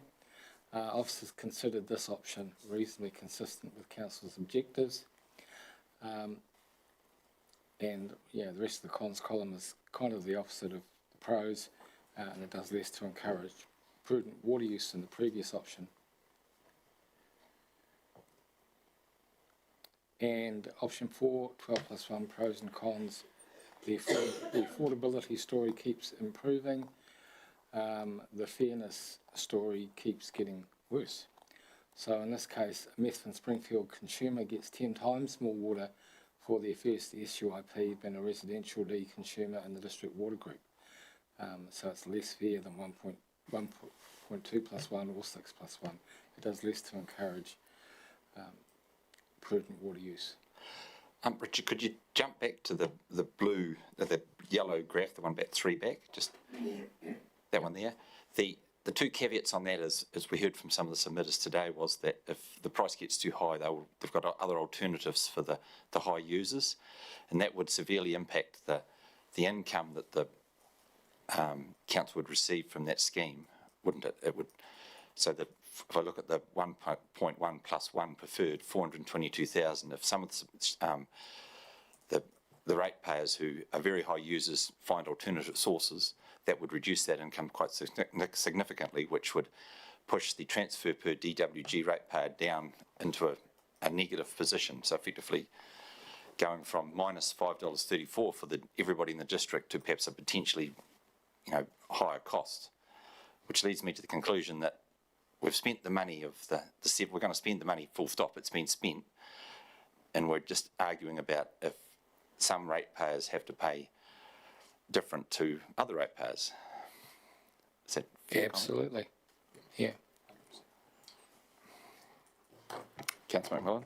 Thank you. How easy is it for someone to opt out of a water scheme? Do they just ring up the council and say, I've got my own well, I'm opting out, and they obviously get charged through to the end of the 30th of June? Is that how it works, similar to stop water schemes? I'm hoping that someone on that side of the room is going to have an answer here. Yeah, so Methven Springfield in particular, because we're not providing a sort of a base level service to unserviced properties, and we don't, it's effectively a sort of a closed scheme, if you like. So they wouldn't be levied the half charge. But certainly anybody in a normal water supply, if they leave the scheme, it's quite tricky because they will have to incur a half charge. And we have had incidents where people for personal reasons have not wanted to be supplied by town water. But I think to answer the question, if we just concentrate on the Methven Springfield for this purpose of this consideration, what would the process be for someone to opt out of the Methven Springfield supply? Yeah, they simply have to apply to us for that purpose, and they pay the costs associated with the disconnection. Thank you. Hugh? Rich, have you got any more to present?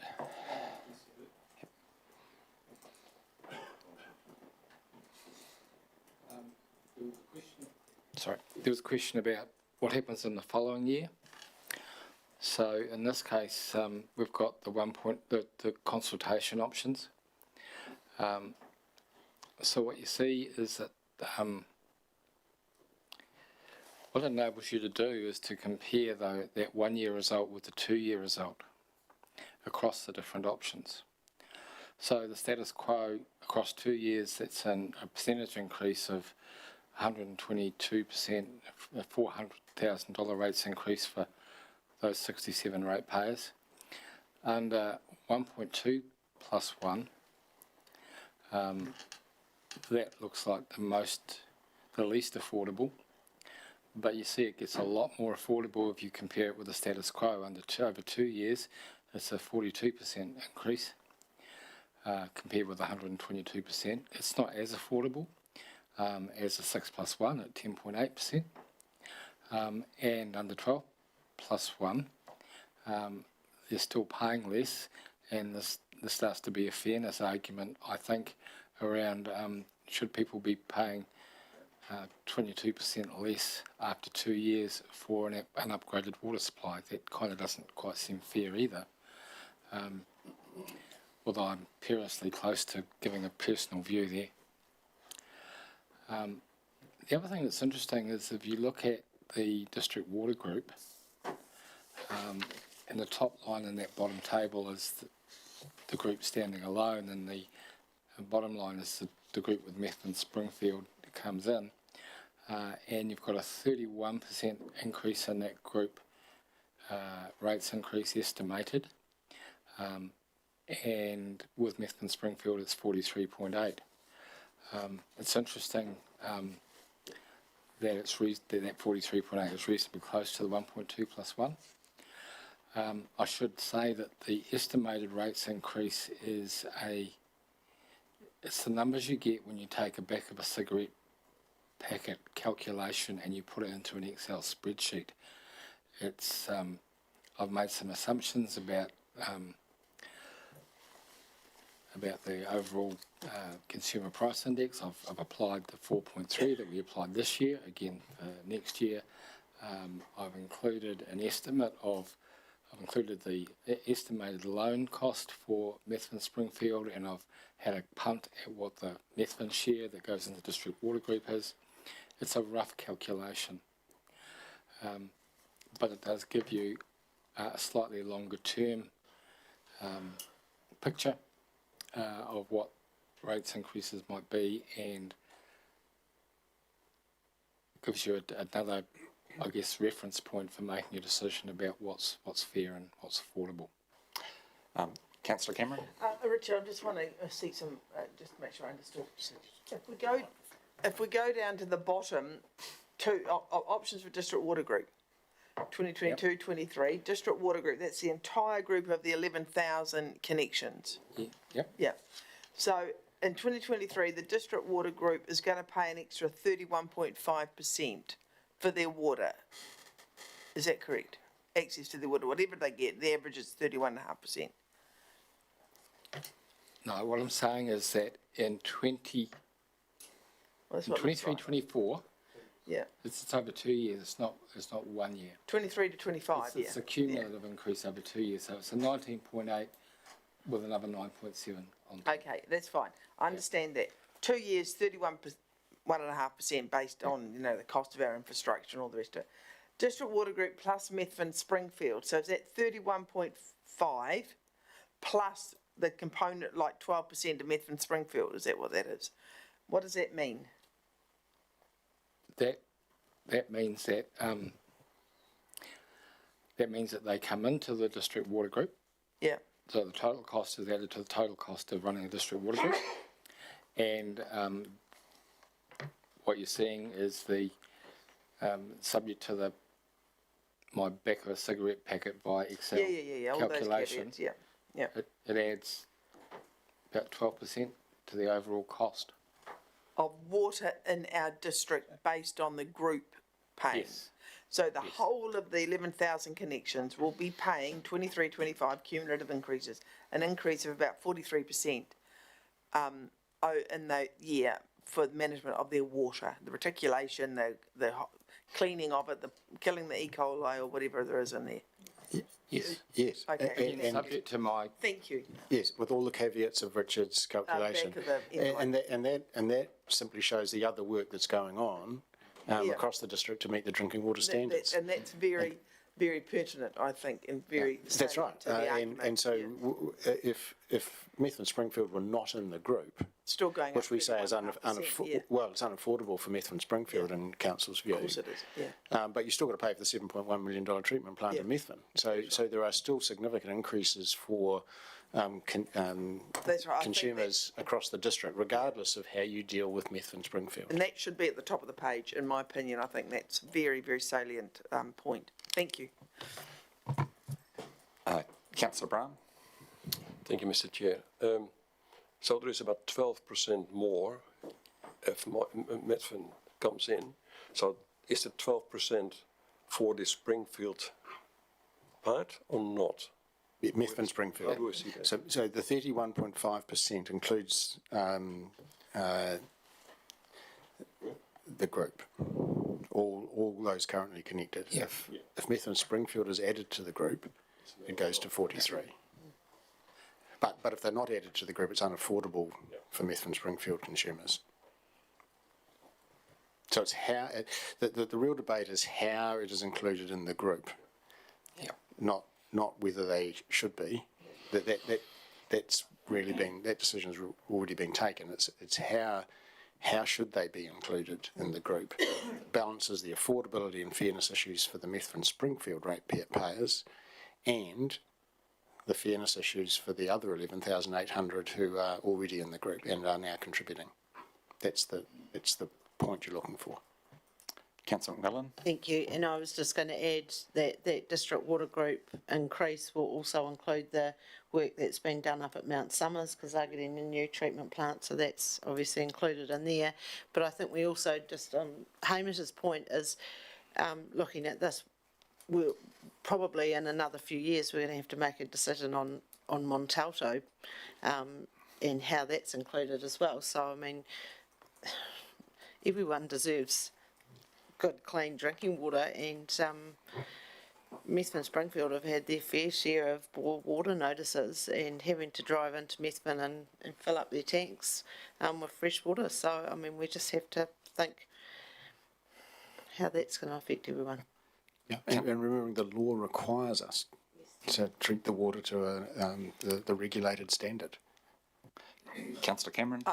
And just in response to the Deputy Mayor's comment, everybody does indeed deserve, but it doesn't matter whether they deserve it or not. We have to do it. But aside from that, most of the submitter we heard this morning wasn't too worried about it. So I think you've got to be careful that you don't assume that everybody was too worried about it. But yes, we have to do it.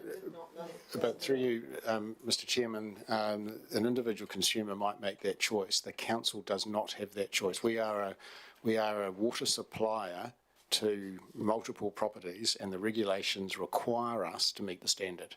So whether one ratepayer is happy that standard doesn't need to be met for his family is entirely his choice. It's not a choice council has. Councillor Ellis. Thank you.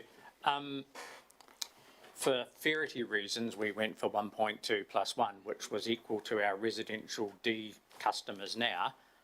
How many of these 68 users on that scheme are residential D? I think you'll find most of them are a rural type setting. So really then that fairity argument falls away because it's not the same.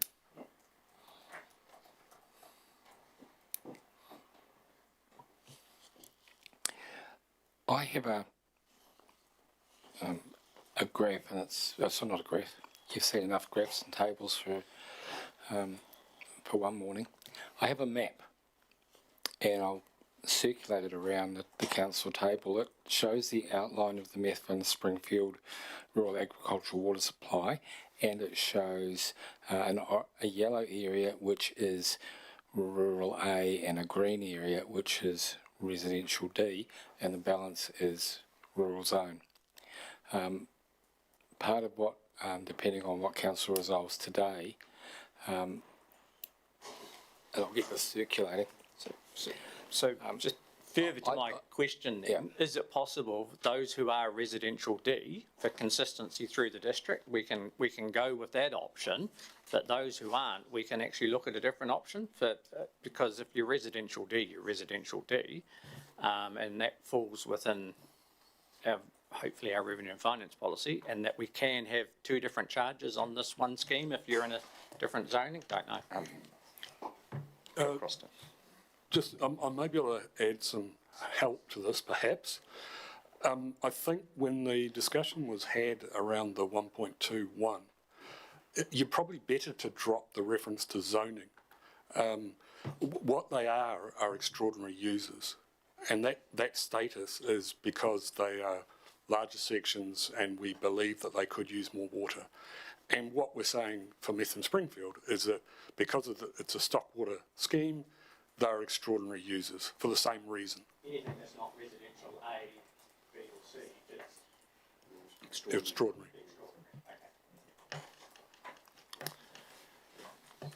Okay.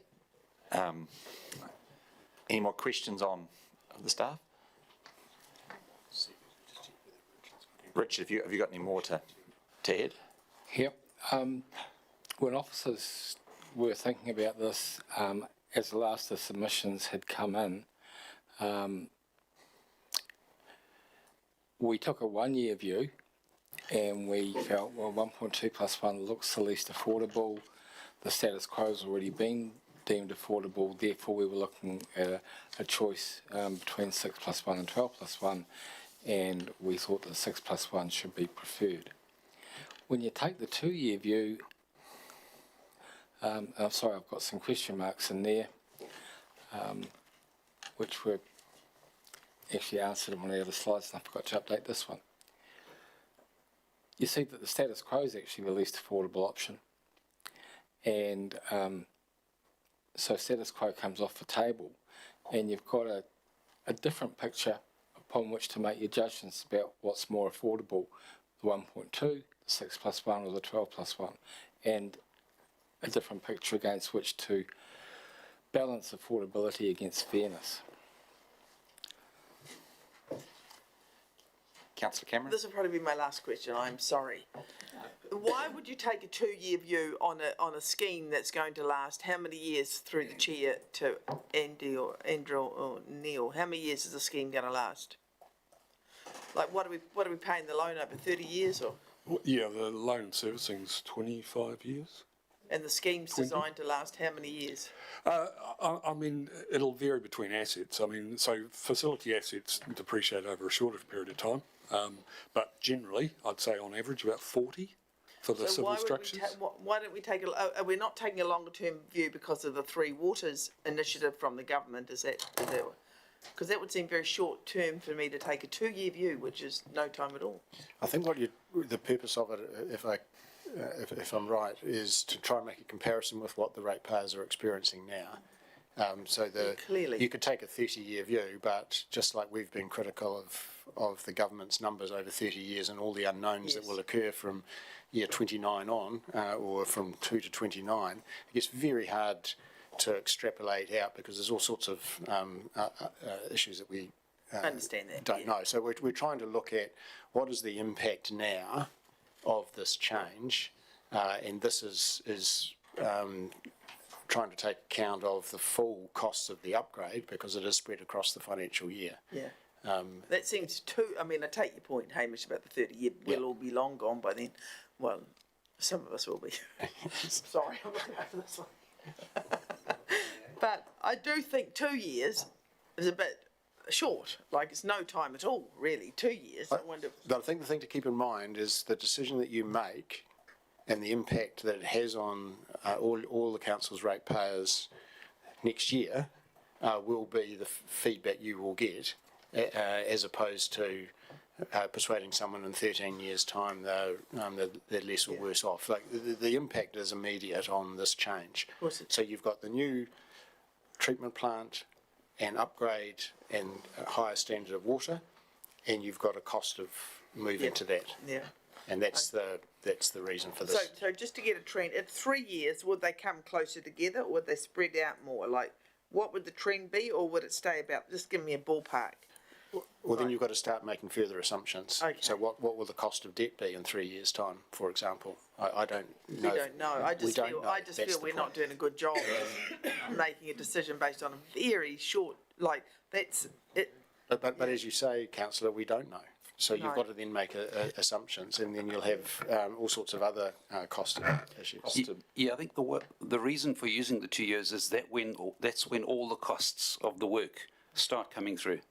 So the first year they're not all, but from year 2 on they do. Yeah.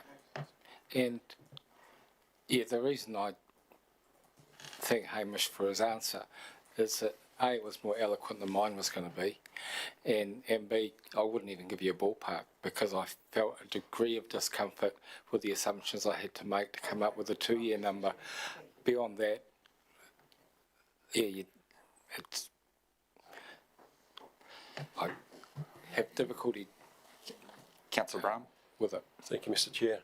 So, 2-year fuel, 1.2 plus 1, 70% of the people pay for the upgrade, and it's an upgrade from an old system to a better water. The other one is 30% or 7%. So, if you go to 12 to 1, 7% of the clients pay for it, and the rest is paid by the group. Is that correct?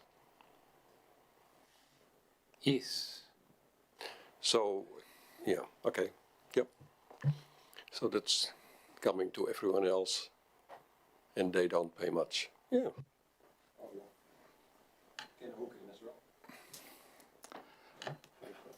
We need to perhaps, I'm not sensing a clear conclusion, but we need to come to a conclusion today.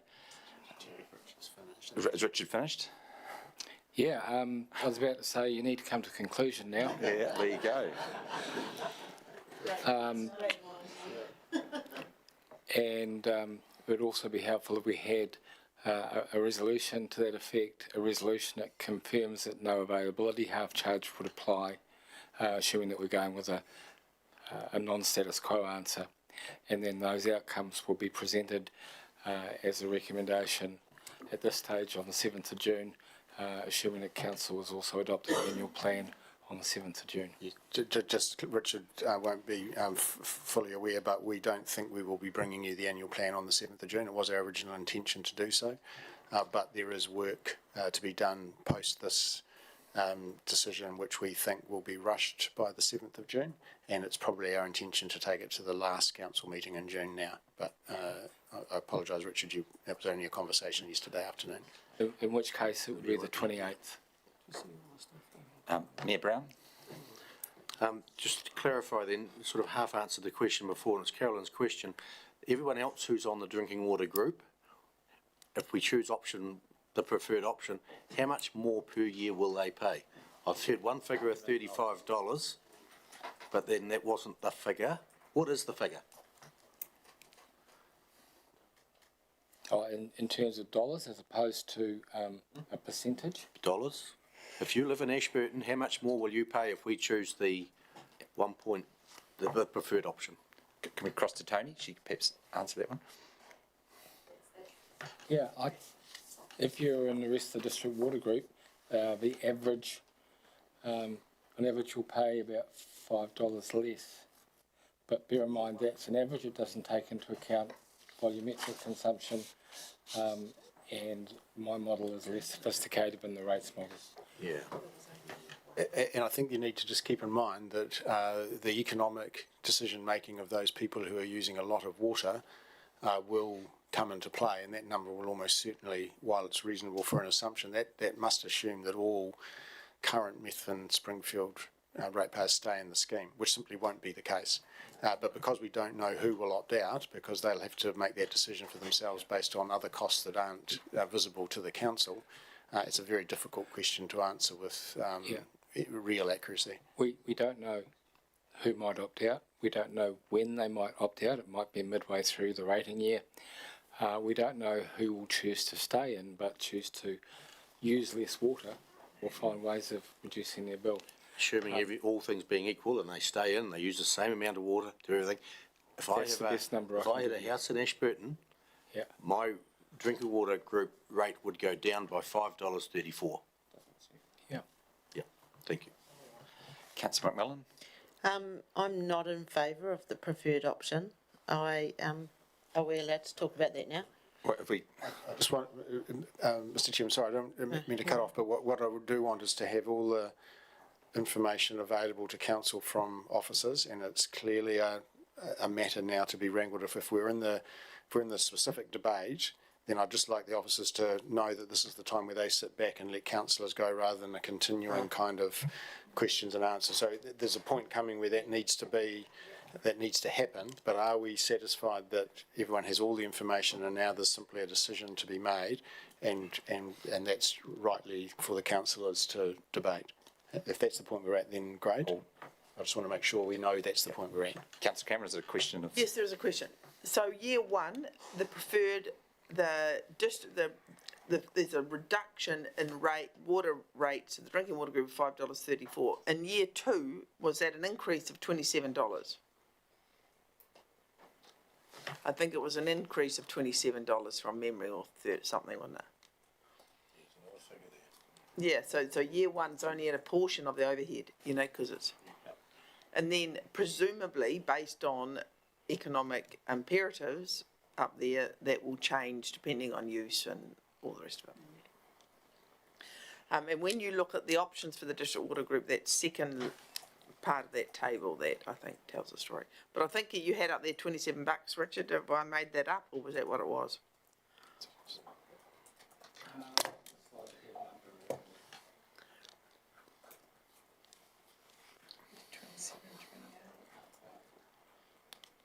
It was a comment, it was 322,000, which equated to $27.28. Yes. Yeah, so that's only year one, Neil, and that's only, because year one is only a part year, so in future, it'll go up, sort of, depending on the costs associated, that will change, like, you know, chemical will change, and fixing will change, staff salaries will change, so, yeah, got to remember that, I think. Councillor Ellis? Thank you. This is the only table where we see the new option, I'll call it, 3+1.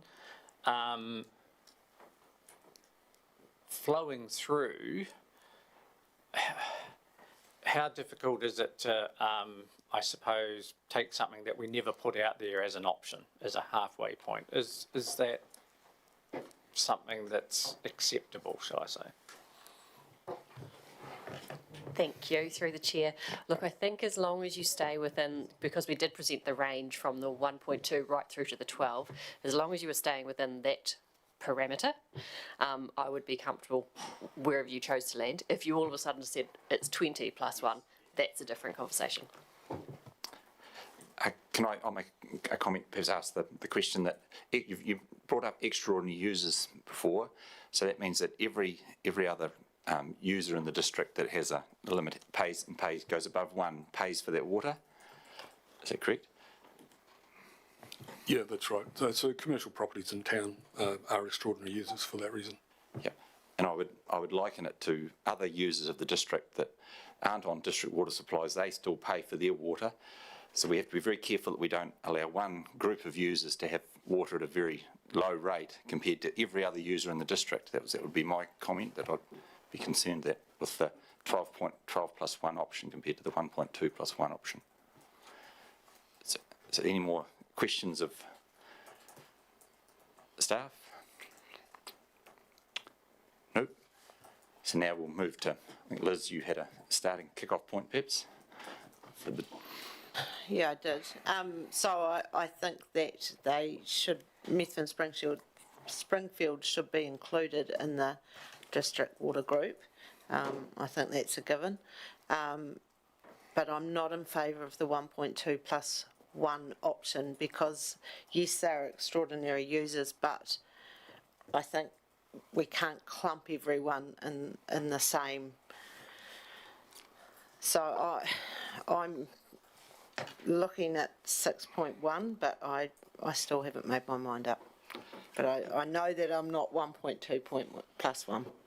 Councillor Cameron? I think I'm also, as with the other 65% to 60% of submitters, I agree they should be in the group. If, as per Deputy Mayor's proposal, the extraordinary users are not, they're allowed 12 or whatever, or 6, whatever, then I think also we need to run that out to the whole of the other extraordinary users in the district as well, so they can go 6+1 or whatever. I don't think we should have extraordinary users A and extraordinary users B and extraordinary users C, you know, or depending on where they are. I don't think that seems a bit funny in terms of management and just irregular and unfair. Yeah. I don't, where I'd settle on this, I'm unsure. You know, I have probably a preferred opinion that the proposal is the right one, but I'd go to 3.3+1 a little bit because it brings it up a little bit extra. But yeah, that's probably where I am down there. Anybody else? Councillor Ellis? Yeah, I think if we make this scheme too unaffordable, more people will opt out, which will then have the effect that it just gets worse further down the line. Sitting here now, I just think I would be in favour of the 3+1. Councillor Brown? I still stick with the preference one. I think it's fair for everyone else to pay something in. I'm out of the whole scheme, so I know what it costs to get water. And I'm certainly quite a bit more than the dearest part here. So water is always been taken as a gift. We have to be careful. If they want to have more water, they have to pay for it. Are the other councillors that haven't expressed opinions, if they would like, they like to put some input into the debate?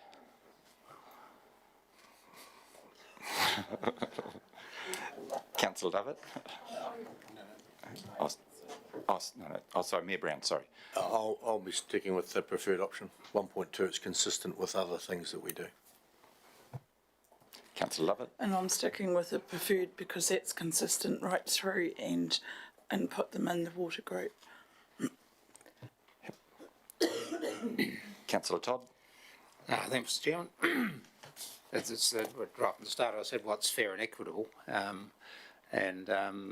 so when you don't have to be fair, I've been sort of sitting here listening because it's something that probably water in the county is probably not my thing, but I'm sort of heading towards that 1.2+1. Thank you. Councillor Hooper? I don't see going to a 3+1 will lead to less people opting out. So I'm probably sticking with the 1.2+1.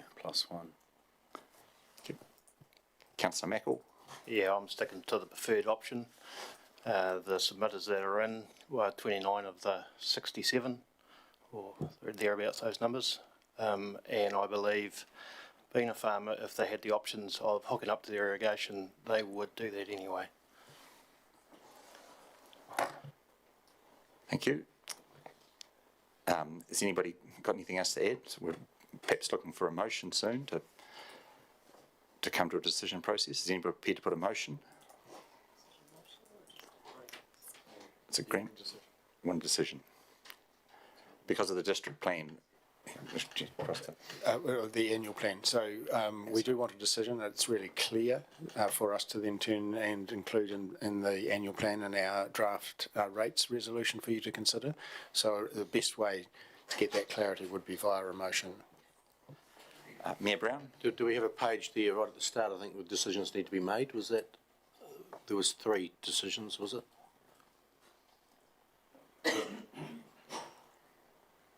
Yeah, there we go. I'm preferred to move that, yeah, we join, that the Mayfield, Methven Springfield joins the group, and the preferred option is the option I'm moving is the preferred option, 1 + 1.2. No other decisions, I don't think. We do need the half charge decision, but it could be a separate. It could be a separate, or you could add it. Yeah, with no half charge applicable if they decide to leave the group. Okay, do we have a second? Move that. Thank you, Mayor Brown. Do we have a second of that? I will do that. Thank you. I will second that. So we have a motion. Can you please read out the motion? Oh, sorry. So council is confirming, I will reword this slightly just to get it appropriately reworded, but that Methven Springfield scheme is joining the district-wide group under option 1, which is the 1.2+1 option. And then I think it was option 2, Philippa, it was the preferred option. It was council's preferred option at consultation. Yep. Option 2. And that was moved by the Mayor and seconded by Councillor Brown. Is there a second part to that option, confirming the half charge, or do you want to run that separately? I think I heard the Mayor move that be part of this motion, that there be no half charge for those who leave the scheme.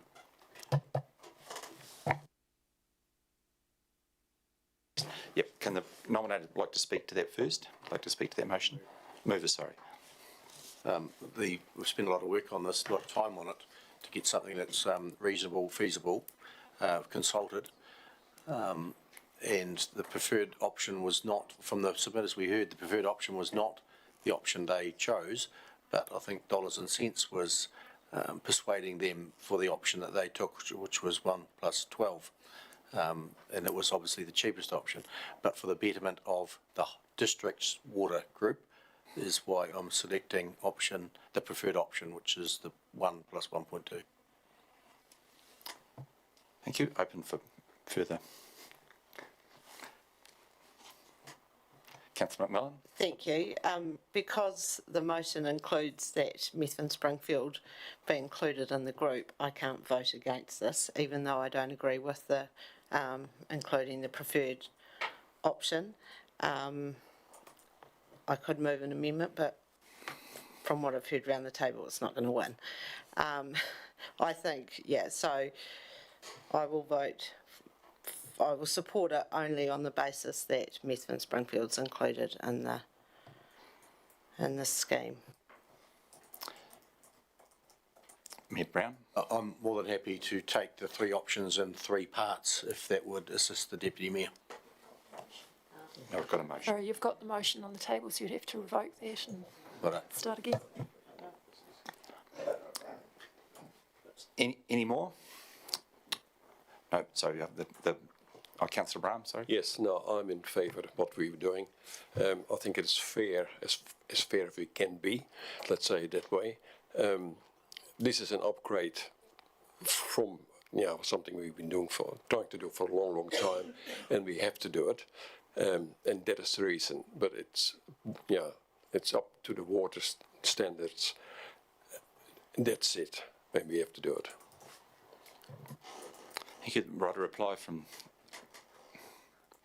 Yeah, this decision will come to council on whatever day it comes to council, and it could be taken in three parts then.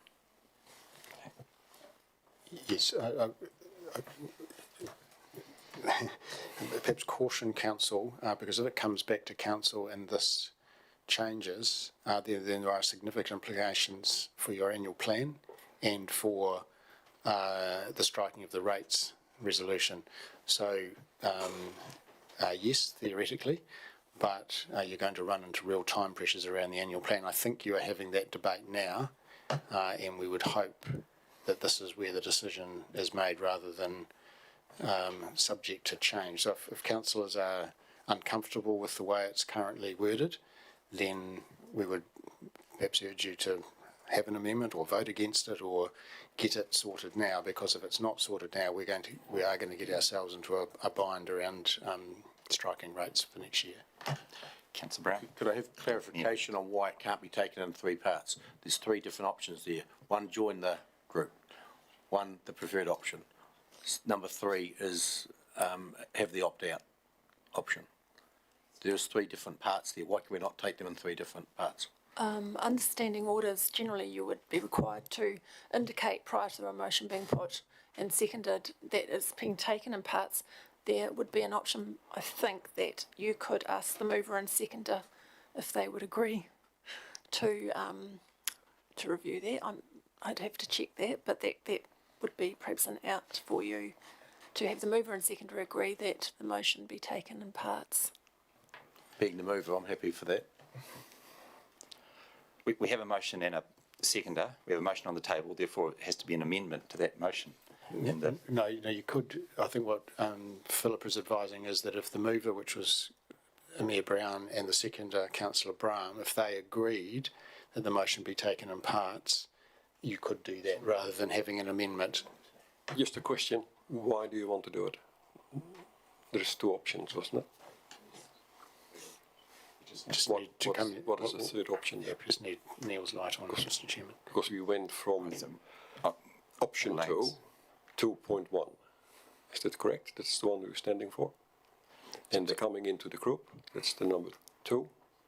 And the third one is just we don't give them the half chance. Is that correct? Yeah, so could we cross to Neil, perhaps, first? Yeah.